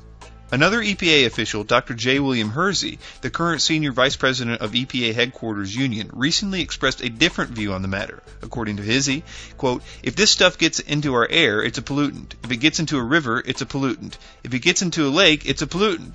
But if it goes right into your drinking water system, it's not a pollutant? That's amazing. There's got to be a better way to manage this stuff." Adding to Hersey's concerns are three recent findings. First and foremost are two recent studies reporting a relationship between water treated with silica fluorides and elevated levels of lead in children's blood. The authors of these studies speculate that the silica fluoride complex may increase the uptake of lead derived from other environmental sources such as lead paint into the bloodstream. The second finding is the recent and quite remarkable concession from the EPA that despite 50 years of water fluoridation, the EPA has no chronic health studies on silica fluorides. All safety studies on fluoride to date have been conducted using pharmaceutical-grade sodium fluoride, not industrial-grade silica fluorides. The defense made by the agencies promoting water fluoridation, such as U.S. Centers for Disease Control, to the lack of studies is that when the silica fluoride complex is diluted into water, it dissociates into free fluoride ions, or fluoride compounds, and thus the treated water, when consumed, will have no remaining silica fluoride residues.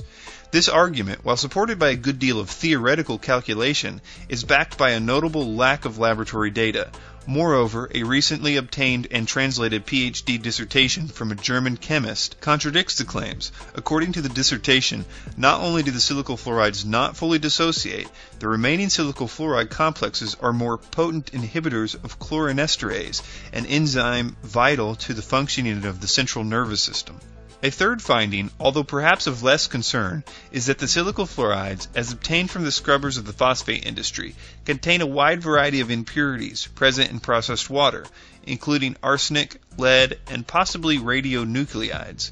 While these impurities occur at low concentrations, especially after dilution into water, their purposeful addition to water supplies directly violates EPA public health goals. As noted by the Salt Lake Tribune, those who had visions of sterile white laboratories when they voted for fluoride weren't thinking of fluorosilicic acid. Improbable as this sounds, much of it is recovered from the scrubbing solution that scours toxin from smokestacks at phosphate fertilizer plants. Silica fluorides corrode glass. They have never had a study done on human beings before, and they are added directly to our water supplies. go to fluoridealert.org for more information and references to everything that I've said here. Send this video to your congressman or your mayor or your local municipal water supplier. There are a few ways to filter out silical fluorides from your water. I will link a few options in the description section of this video. Thank you for your time.